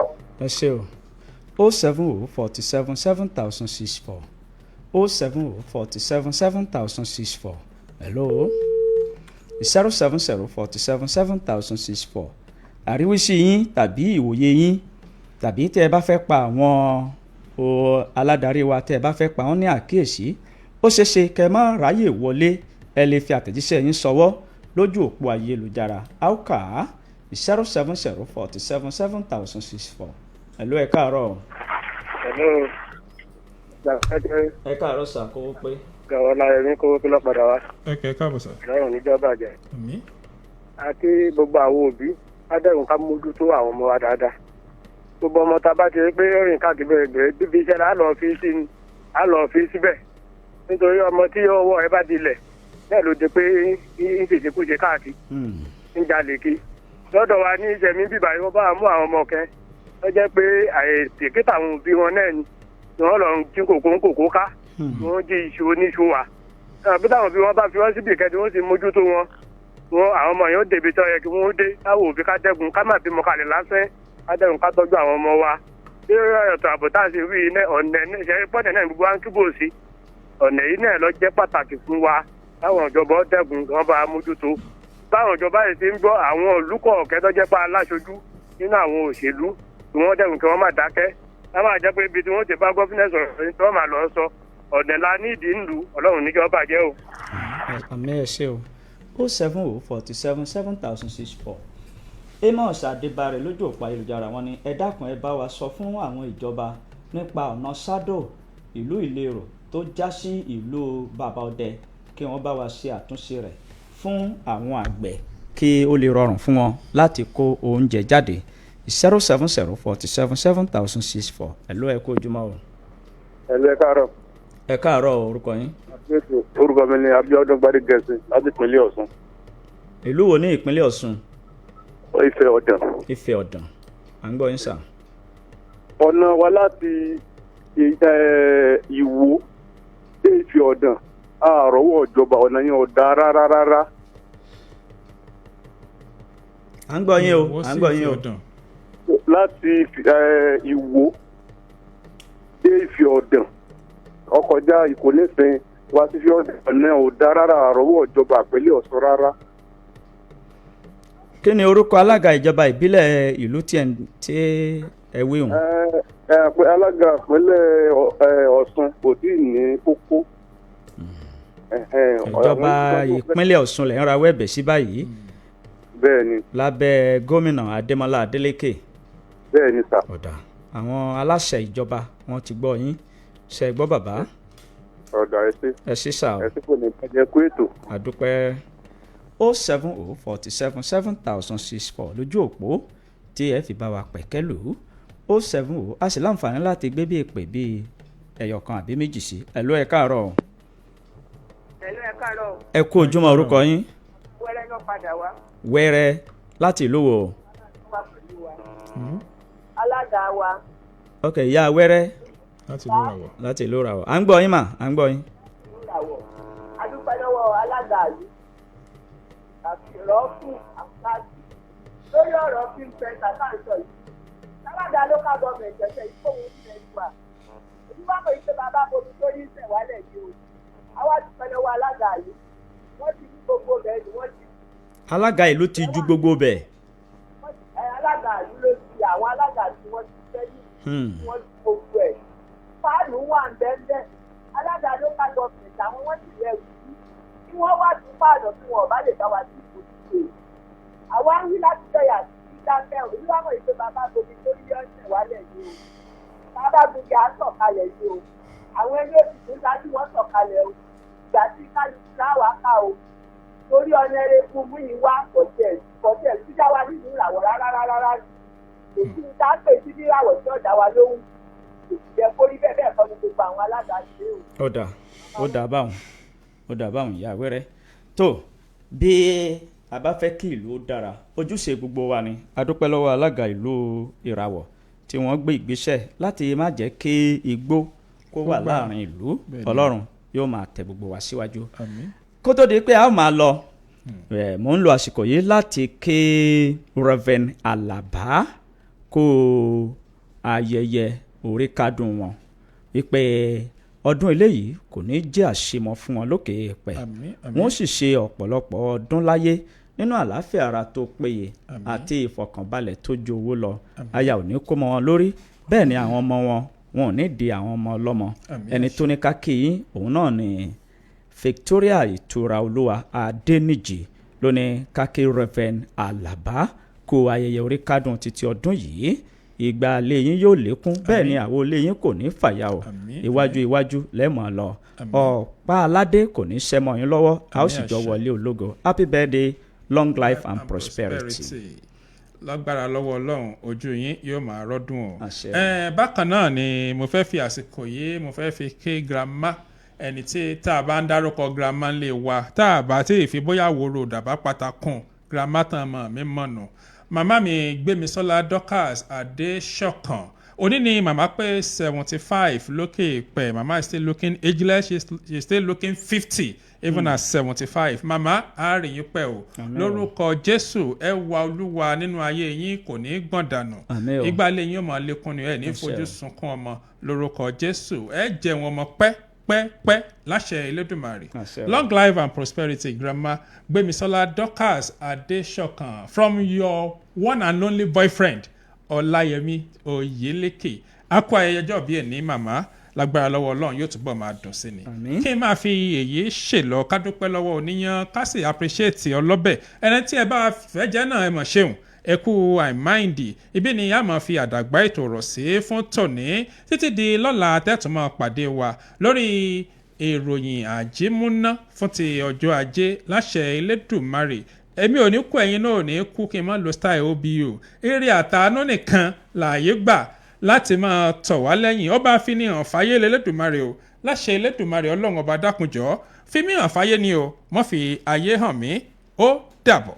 tó bí ó ṣe jẹ́lẹ̀ gbọ́n gbogbo etí tó ń gbọ́ wá káàkiri ibi táfẹ́fẹ́ ìkànnì yìí tó ń fẹ́ dé àmọ̀rírì yín bẹ́ẹ̀ ni alùyín lọ́gọ̀ ẹnu àṣẹ ní àdúrà yìí pé ìsinmi aláyọ̀ tòní ìsinmi aláyọ̀ yìí kò ní jẹ́ èyí tá a lò mọ́ lókè èèpẹ̀ ọ̀sẹ̀ yìí yóò sì jẹ́ ọ̀sẹ̀ tó nítumọ̀ tó jẹ́ ọ̀sẹ̀ ìtura fún wa ànírà àrìn fẹsẹ̀ sí ẹ má gbàgbé ìkéde àti ìpolówó ọjà yín ó ṣe kókó bẹ́ẹ̀ ló ṣe pàtàkì kẹgbẹ́ wá sí ìkànnì wa níbí ẹjẹ́ àjọ fìpàdé sálẹ̀ ní aago 7 sí aago 9 lórí ètò elétí ìgbáròyé abẹ́rẹ́kẹ́rẹ́ àdégbìtẹ́ lórúkọ mi mò ń dágbére lórí ìròyìn àjímọ́ná tòun ti fìjìláńtẹ́ láàárọ̀ yìí wípé níbi orí mi ó ti là ẹlẹ́dàá mi ò máa ṣàì gbé mi débẹ̀ dandan ìpàdé wa yóò tún di alẹ́ o ẹ kú kalẹ̀.